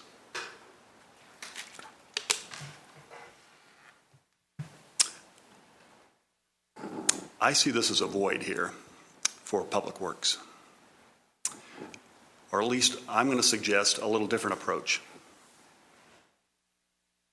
Transportation planning, kind of in the I think the typical application that I'm used to seeing it in, is kind of running in parallel with larger planning processes, development of a city's comprehensive plan, the city's vision, or large area plans. There, transportation planning is kind of the partner in that and kind of evaluating ultimately, the outcomes of those planning efforts. And I'll give you an example, and quite honestly, I think a great opportunity for us here in Littleton is the station area planning. Now we're looking at kind of light rail planning in a couple of different locations. Take, for example, Mineral and Santa Fe. A very significant planning effort for this city, for the long-term vision of this community about what we're going to do with that surrounding area. Partnering with that is transportation planning. That's the effort to understand what's the network, the transportation network, traffic, pedestrians, bicyclists that interact within that area plan, and how are we going to master plan for that? How are we going to provide those improvements? So transportation planning, to me, kind of takes really kind of two tracks. One is master planning. I'm used to having where communities, they develop a comprehensive plan, and immediately after that is kind of a transportation planning effort to try to look at if that's the vision, what are the improvements and the alternatives to address that vision? And then you go through a process with the policymakers to kind of prioritize that, to constrain it fiscally. Very important step. If that's the vision, and you want to fiscally constrain it based on our resources, okay, ultimately that's what you have to work with. I'm going to come back to that when I talk about capital planning, and what I believe in transportation planning is an opportunity to pursue grants. I think that's an opportunity here that we should take more advantage of. And again, through master planning and transportation planning, I do believe that we can be much more effective at acquiring state and federal grants. Just as an example, coming from the city of Shoreline, comparable city in size, very active in transportation planning, very active in their MPO process, Dr. Cog here locally. For one project over a period of 10 years, over $100 million was acquired. Today, the grant picture is very different from what it was originally there. But to me, it is an example where if a community is focused properly on how you kind of manage the larger view and comprehensive planning through then transportation planning, you can be much more effective at acquiring grants that ultimately serve our community. So that, I believe, is one of the views, one of the pursuits that I believe Public Works needs to have here for the future. I think one of the other benefits that I really like about master planning, and specifically transportation planning, is the engagement we have with our community. When you talk about kind of the larger vision, the comp plan, there's kind of one layer of discussion with that. And then when you translate that into the actual infrastructure that people live with, that raises a whole new level of conversation. And when you involve them in ultimately understanding how their input fiscally constrains and ultimately what we can target, to me, it just adds more information, more knowledge, more trust in the community about where we're going long term.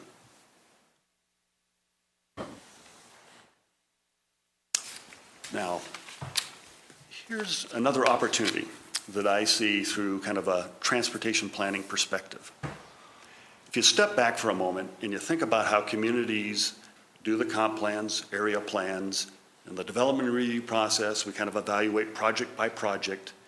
And we have consultants, we have engineers, we model, we monitor, and ultimately it comes down to land use and traffic typically. Well, I think what happens with a community, in my view, over time, is that there's kind of this aggregate of impact. And many times what we see is this kind of bleeds off into our neighborhood streets, typically our single family. They get to see problems that are sometimes difficult to model. And for me, one of the opportunities that I do see for Public Works is more of an engagement with our neighborhoods, literally one by one, over traffic-related issues that really affect their quality of life.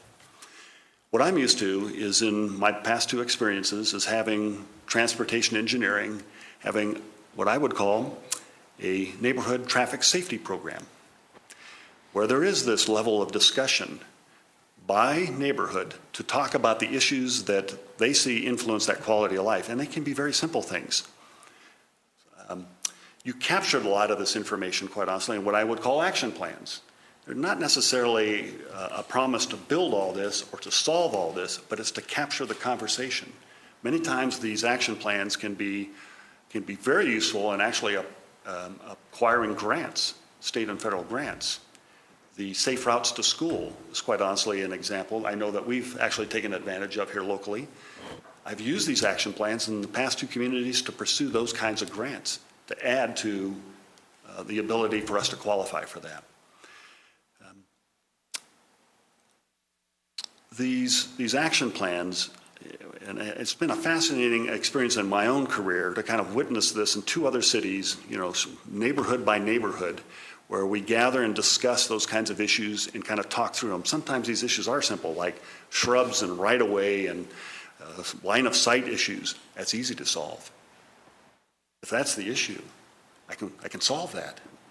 Sometimes it's a missing piece of sidewalk and a small piece of gap, or even poor infrastructure, or the way things are striped, or crosswalks.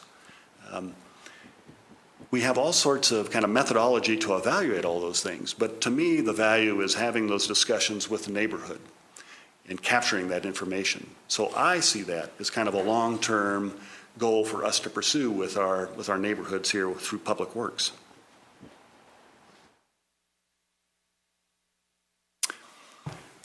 Utilities, sanitary sewer and stormwater.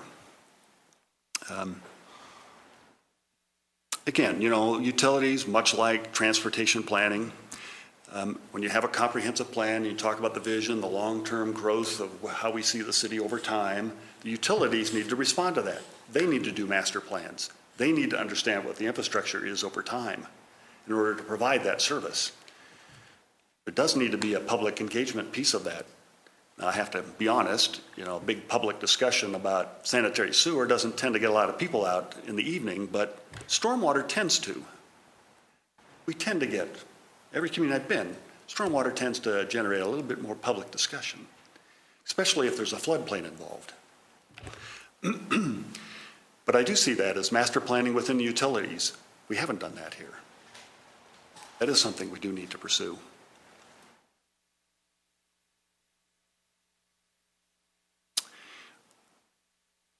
Right now, after some conversation with our city manager, Michael Penny here, we have decided to pursue with a consultant kind of an evaluation within the sanitary sewer of our operational and capital practices. It was clear when I got here and clear with others within the organization that we were having some challenges with sewer backups. There's certainly a customer service related issue to this. If you've ever had a sewer backup in your home, you will know that's probably the worst experience you could ever have as a homeowner. So I think it was time for us, normally I would probably take something like this on during kind of a master planning process, but because we see more of a sense of urgency with this, we decided to kind of step into this now. And so we are going through a very in-depth review of our practices, operational and capital, to test. Again, this goes back to kind of my premise, my background. I do want to test our operational practices. If what we're doing is the best approach, fantastic. If there's something to learn from this, it will improve kind of our effectiveness, our efficiency, our customer service, then clearly we should be looking at those alternatives. And so over here for the next few months, our consultant, Brown and Caldwell, are going to be evaluating our sanitary sewer for just those reasons. And I, quite honestly, in just the first week of their work, I am pretty enthused about what I see already. So little things for us to do to improve, again, customer service, our effectiveness. Well, we heard a little bit about GIS, and while I kind of tied it to the utilities, because that's the easy example, utilities across the nation and most cities have been using GIS for a long time. I started a GIS master plan with the city of Grand Junction 20 years ago. I had a pretty elaborate GIS system in the city of Shoreline where I came from. Again, as others kind of explained, it's kind of this electronic database where we collect information about our assets. It's just the beginning. That's just the foundation. Again, we have lots of people with good knowledge in their head or on paper. I want to move that to a permanent electronic database so that as conditions change, people move on, retire, whatever, we haven't lost that. That's the power of the GIS. It captures all that information. And you heard here for one of our interns, Grant, spent all summer capturing for the first time the location, the specific location of our sewer manholes. We didn't have a GIS system here. We are just now starting. In fact, we are working with IS and other departments to start kind of a GIS strategic plan so that we can take a look to the future about where we think GIS should go to serve this organization, this community. Public Works, I have a very specific outcome I'm after with GIS, but it's a much deeper application here for our citizens and how they interface with the information. Much more valuable to them as well. GIS, again, is the foundation. What you layer on top of that is what I'm after, and it's asset management. Asset management is a way for us to track our costs against the assets. Because right now, we do service levels, take sanitary sewer as an example, and we clean certain mains. I can tell you how much we spend on cleaning mains in general, but I can't tell you how much I spend on a certain segment. So there's no way for me to analyze over time how much, is it too much or not enough? I can't tell you that. The power of asset management is we keep track of that electronically. Electronic work orders, no more paper. Crew goes out in the field, they have a tablet. They do the work, click a few buttons, move on to the next task. It tracks it automatically. The ultimate outcome of that is risk assessment. Asset management's the software. What I'm after is risk assessment. Every utility, every city has limited resources, so you never have enough money to do everything you want. So the risk assessment tied with asset management is helping you understand, based on the different kinds of activities, what's the best mix based on the limited resource you have to protect those assets from risk? That's what I'm after.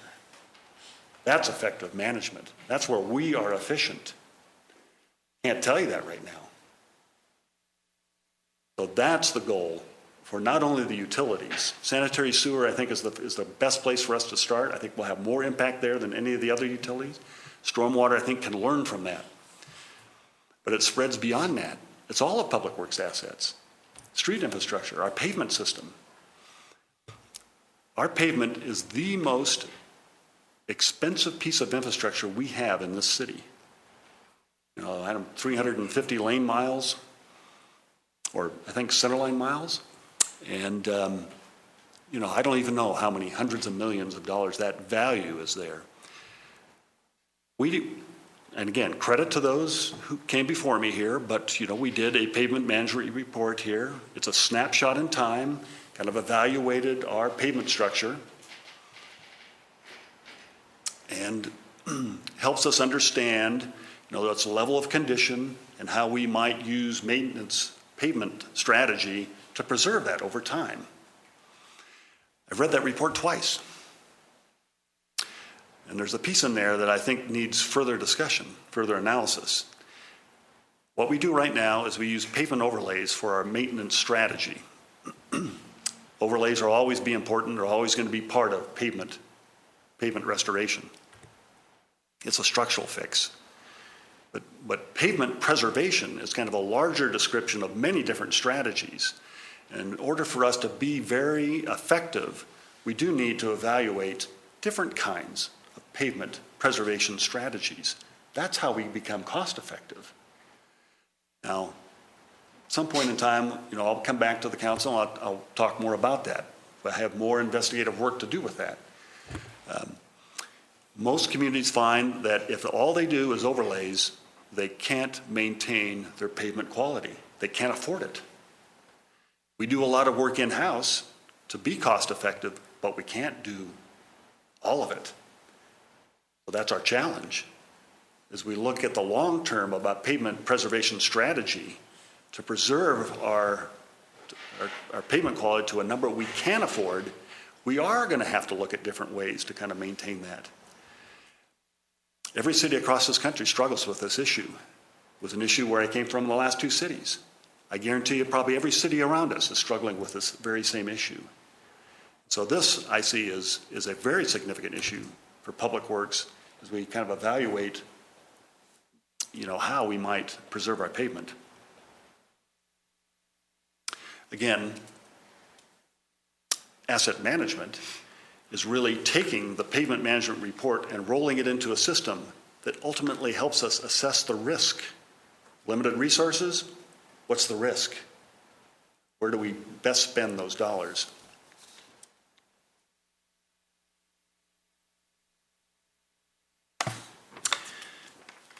Capital planning.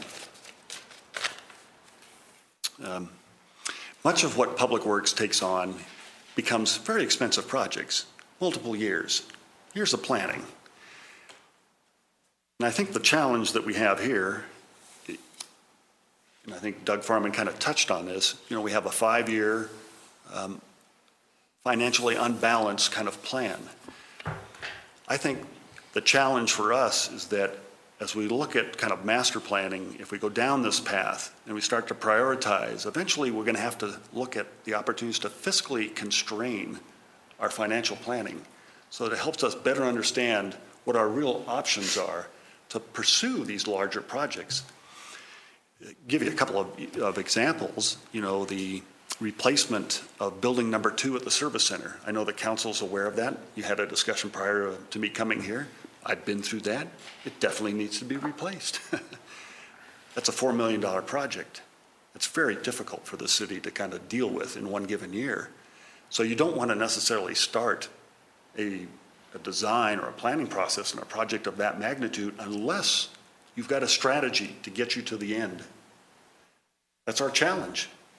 That's why, to me, a fiscally constrained, roughly 5-year plan, as difficult as it is a very useful exercise. It's a very useful exercise in helping the council decide priorities, as well as our citizens understanding the struggles that we have. We can't do it all. We are fiscally constrained. To me, that's the power of those plans.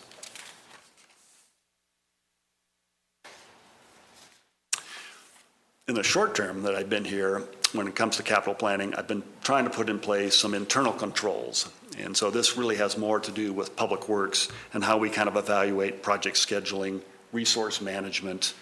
We only have so much staff. Timing of these projects become very critical. And so I think we can do much better internally about how we kind of make those projections. I don't want to overpromise. So when council asks, when can a project be done? I want to have the systems in place where I can accurately tell you what it will take to get that project done.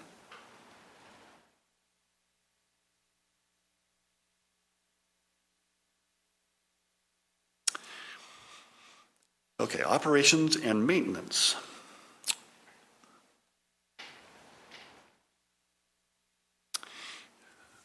This truly is, I guess, in my view, kind of the heart of what Public Works provides our community. And again, I come from a perspective of one city where we did everything internally and another one where we contracted for everything. And so I have a very interesting perspective about operations and maintenance. And I've learned that establishing levels of service for all the functions that we do is an extremely valuable exercise. It's very telling. I'll give you an example, street sweeping. Most cities have established a kind of a frequency of street sweeping, but have never necessarily confirmed that with at least the city manager's office or, the city council to understand if that's the frequency, here's the cost. And so I believe that we have a lot of opportunity within Public Works to actually identify all the services we provide and establish a level of service, and then test that with the cost and the approach, internal or contract. If that's what our priority is, again, prioritize those levels of service. It's an extremely valuable exercise. I guarantee you we will learn a lot.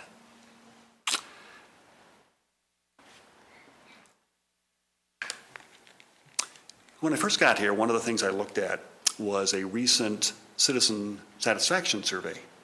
I'm thrilled that we do that. Very interesting. 2 subjects that came up pretty clear to me: snow removal and street maintenance. So I've talked about street maintenance, but I believe there's an opportunity for us to kind of establish a level of service and test what we're doing on street maintenance. So I'm confident we'll go down a path where I hope that we'll actually be able to provide much more of a higher level of service over time that our citizens will see. Snow removal is kind of a fascinating one. Again, establish a level of service. We don't have a clear definition of what we do. Not written. And as you look at kind of the citizen satisfaction with that, I think they have higher expectations of us. Well, in my mind, we need to have a public discussion about that. Not that we can promise, plowing every street within 10 minutes of a storm, but at least understanding what is it their concerns, and let us evaluate the options. Maybe there's impacts to the budget. Obviously, that's a council discussion if that ever came to be. But I think there's something to be gained in the public, in our community, by having a public discussion about a level of service for snow removal. I've been to a couple meet and greets. I've been hearing that about everywhere I go. Snow removal.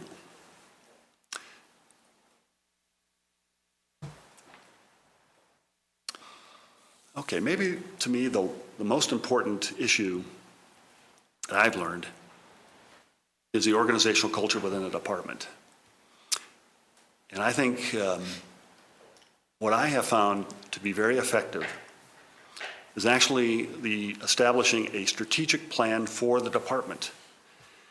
Obviously, the City Council has goals, objectives. It's been actually a very thorough job of trying to establish that, to explain that. City manager's got a series of goals and objectives. The department needs to embrace that, to kind of fill in the gaps, to actually establish steps that we will take to accomplish those.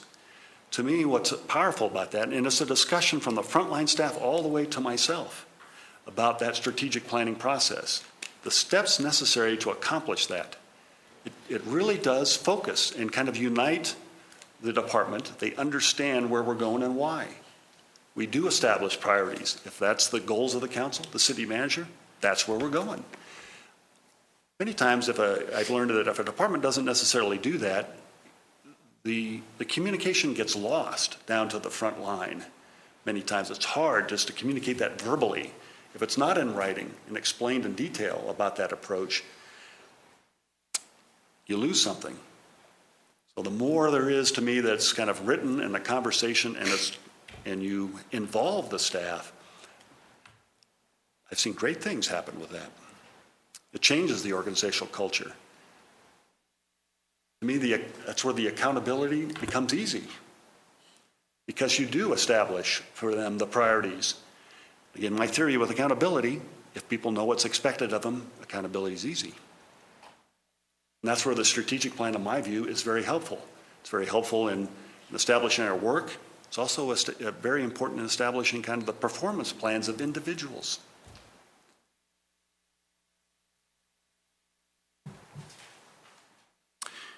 Also learned that if I want a strategic plan for Public Works, I have to lead it. I have to be the one on point. I can't hand that off to somebody else. It will never be successful. Okay, so I guess you did let me go on for half an hour, but again, I've been here relatively short period of time. I know I do have still a lot to learn, but I clearly see a direction where I think Public Works needs to go, and would love to engage the council in that discussion. Mayor, let me add, I think I very much appreciate Mark's presentation and his thoughts and comments. He and I have spent a lot of time together over these last 4 to 5 months. I think what you're seeing, and in conjunction with our new planning director, you're going to hear from her in 4 to 5 months, give or take, once she gets her head above water, is this is really the culmination of a lot of things you've been hearing us talk about over the last 3 to 4 years in terms of our need for strategic planning. Basically this seated council created goals and objectives, essentially the first time. The asset management work, the street maintenance plan, all of those things are now really at, I think, the loggerhead, and we've broken through the dam, and now we're implementing a lot of the things we've been talking about for years. And so I'm incredibly excited about what's forthcoming.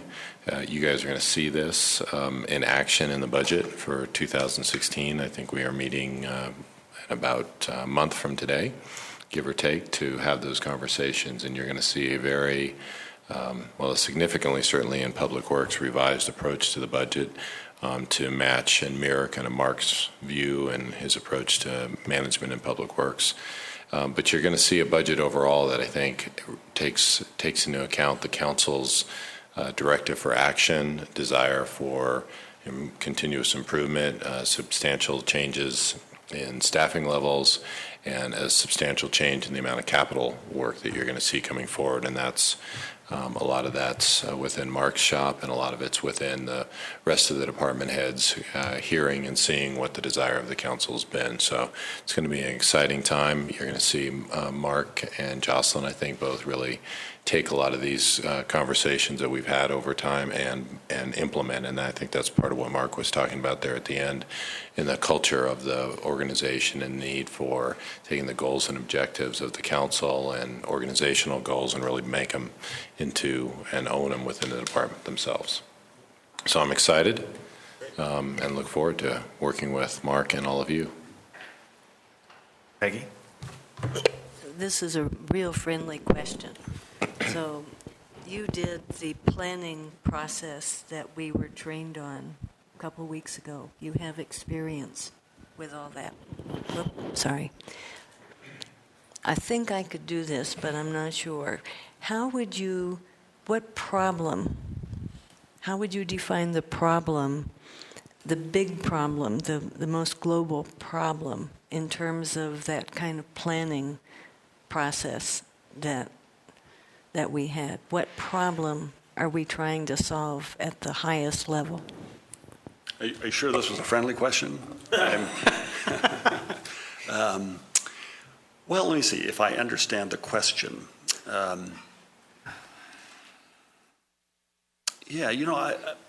not sure how, quite honestly, to address that. I see an enormous opportunity here for Public Works to kind of further an engagement with our community that we have never done before.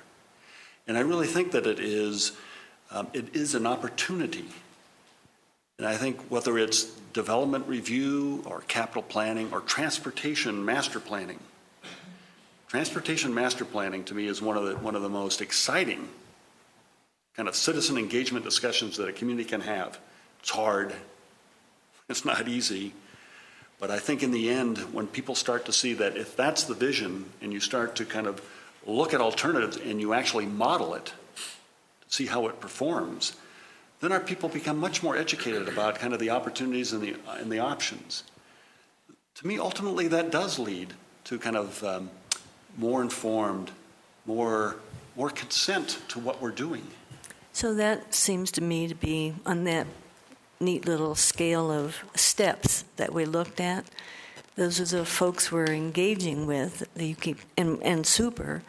But it seems to me the whole thing that you're talking about relates to the problem of if we don't keep the city a viable, desirable place to live, in part through our infrastructure, then we're not going to survive over the long run. We're just going to kind of slip down the slope.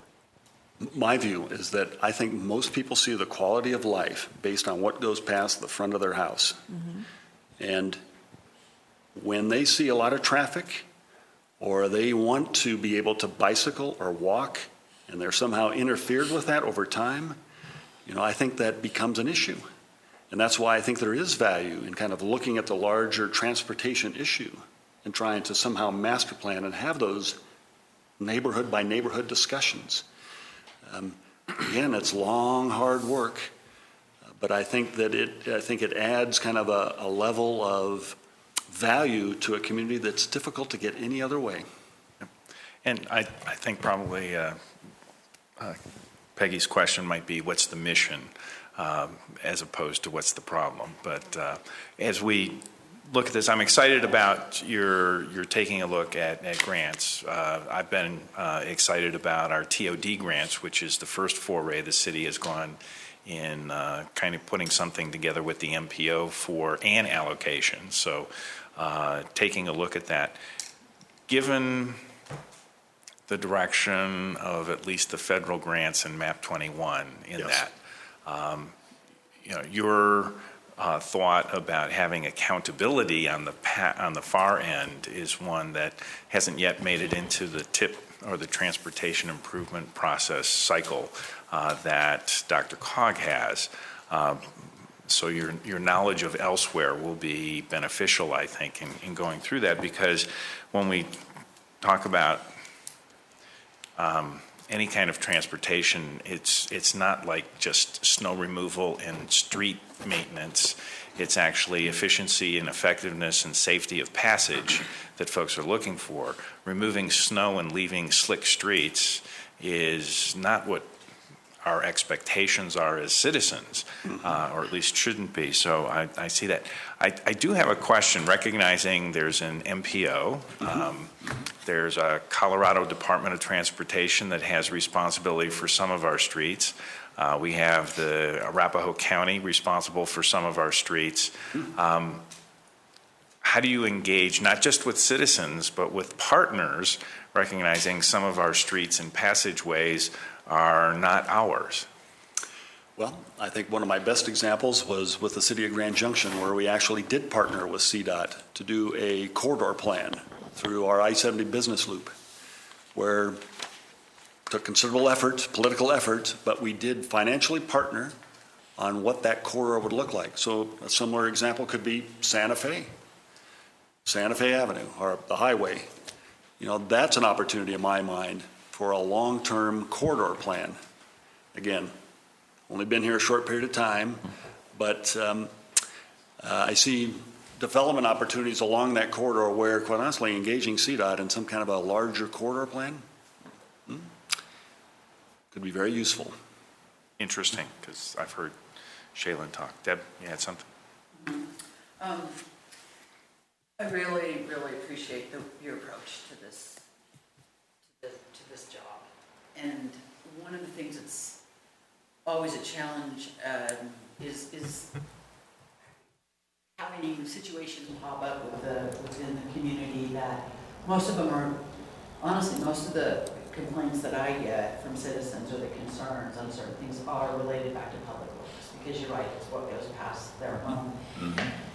And your approach to me seems to be one of those that it isn't about jumping the minute a phone call comes in. It's more, just kind of running around and fixing things and going, not really understanding the priorities of those, or the cost of those, or the repercussions of those.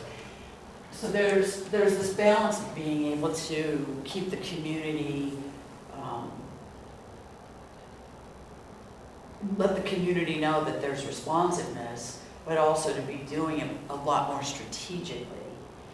And what you said about that you want to do more talk to the citizens and talk to the community, prioritizing what's important to you, that is, to me, as an elected representative in this community, to me, I could not have heard better words from our public works director.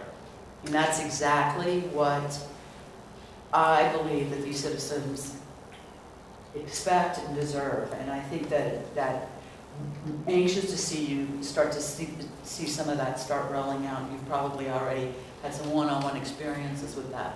Well, actually, I have a couple of citizens who are sitting in the audience here with kind of a neighborhood where I kind of started that conversation. So they were kind of interested, I guess, to hear what I had to say about the subject. But I agree. I believe that it is Public Works' responsibility to have a proactive approach to identify these issues. To sit back and wait for them to come to you, it's too late.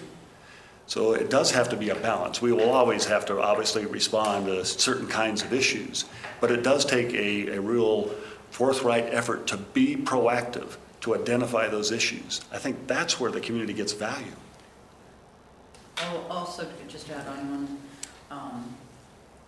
the other large responsibility, of course, of us is the budget, is allocating and appropriating and all that. And,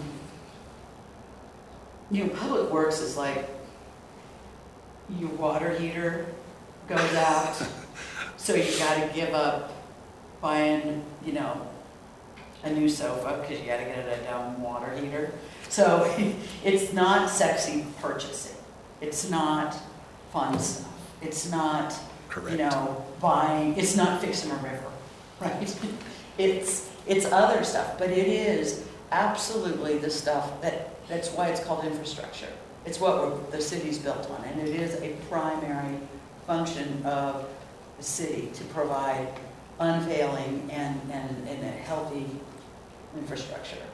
Over the last number of years, partly due to recession, partly due to other factors, we've pushed things back and then delayed, and we knew we were doing it, we knew we were going to one day be hit. And I will tell you, I hope that when the budget comes, I hope that there is some real honest information in there and some real good, solid information for us to make decisions long term, because we need to make some very difficult decisions about going outside of our comfort zone of spending only what we have. We may need to seriously consider bonding and borrowing, and those are not sexy words, those are not fun words to use, but the balance of what, and you were talking about the risk and the reward and how important it is and how we have delayed so much to do that. I think it's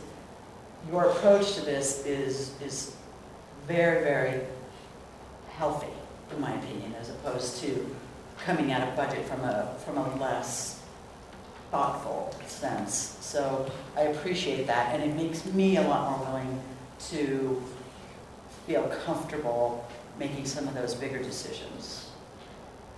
Well, I certainly appreciate those comments. I think you are right. A lot of public works projects are not necessarily all that exciting.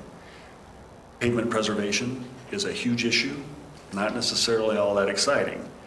But that's why there's so much responsibility on us to make sure that we are doing everything we can to identify cost-effective treatments and not just assume one methodology.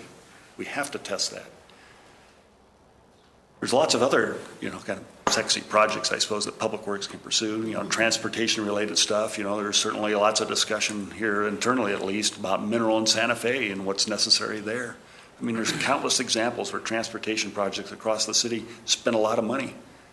But the only way we can really be effective is to be strategic, prioritize, plan, maximize our opportunities for cost-effective approaches. Yeah, it's a hard path. And again, we won't solve this obviously in 1 year, but we'll make pretty good progress. It'd be nice to just get started. Yes. Bill?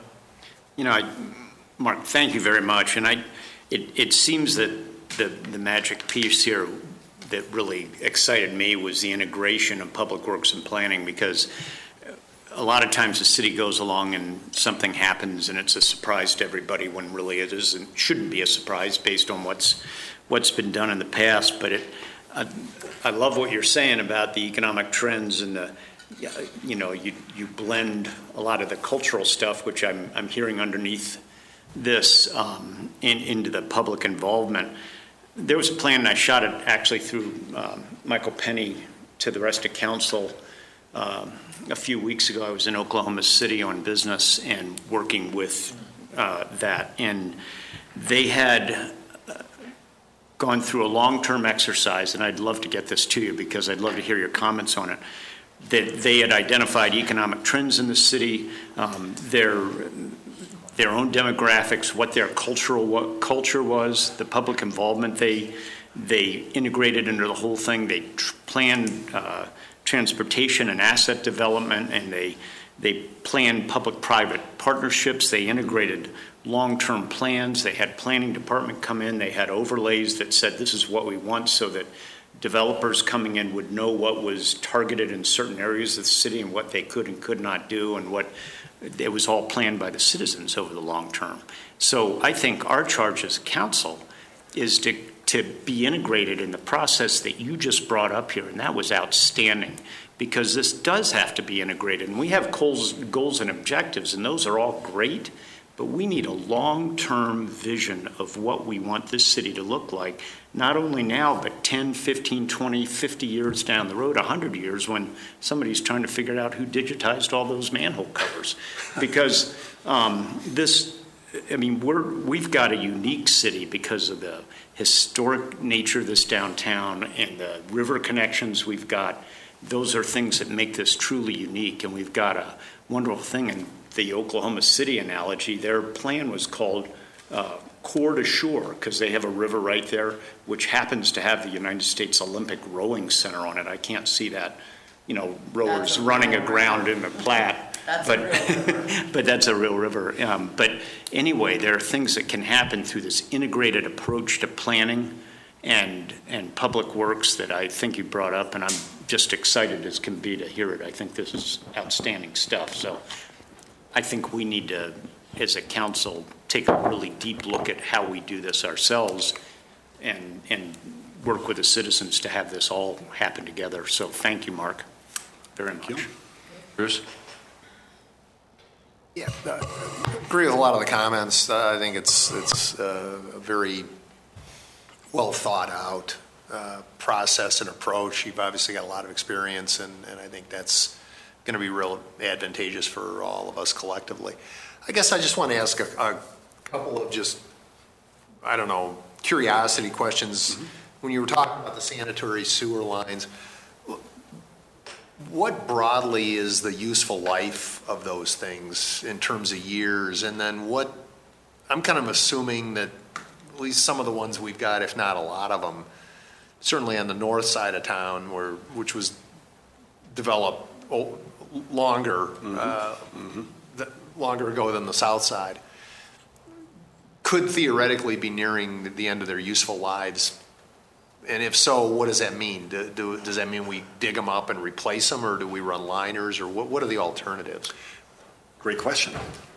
In fact, the study is going to help test, I guess, some of our methodology and approaches with that. But typically, old clay or concrete lined pipes, I guess in theory you could get over 80 years or more out of those things. But what we've historically been doing is relining them with kind of a PVC type material, very typical practice with that. So that tends obviously to extend the life.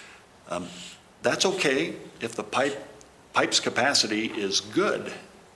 And this is where the comprehensive planning process becomes really important, and why you need a master plan for the utility. Because if you do have area plans and the growth in the city is changing, the vision's changing, the utility needs to react to that. So we need to understand, is that pipe big enough? Haven't done that. So I think that's some of our challenges for the utility in the long run. And talking about sanitary sewers, I'll look to kind of close this. Thank you very much, Mark, for your comments. Reminder to council, 7:30 a.m. on Thursday, we are meeting at the wastewater treatment plant for a joint meeting with the Englewood Council. And just as we're prioritizing, just remember the big chunks float to the top. And along with that is Phil, this is family television. And also a reminder for folks, 9:30 a.m. on Saturday is our Western Welcome Week parade entry, and it does need to be moved from the intersection to its place in the parade. So plan to see you all 9:30 a.m. on Saturday as well. Okay, I have thank one you. more question, if I may. A quick one. Mark, this is Strategic or specific? It's specific and totally unrelated to anything we've talked about. But watching the criterion, somebody mentioned to me, wouldn't it be neat if the lights were on, the Christmas tree lights? Do we have any clue what it would take to, what it would cost to get them ready to turn on for an event like that, or And Mark, don't answer that question now. Pocket that one for a later response. I don't know, to be short. Thank you very much. But it just seems like it'd be cool. It'd really be cool. Thank you all, Council, and thank you, Mark, for the evening. Thank you. What did you say?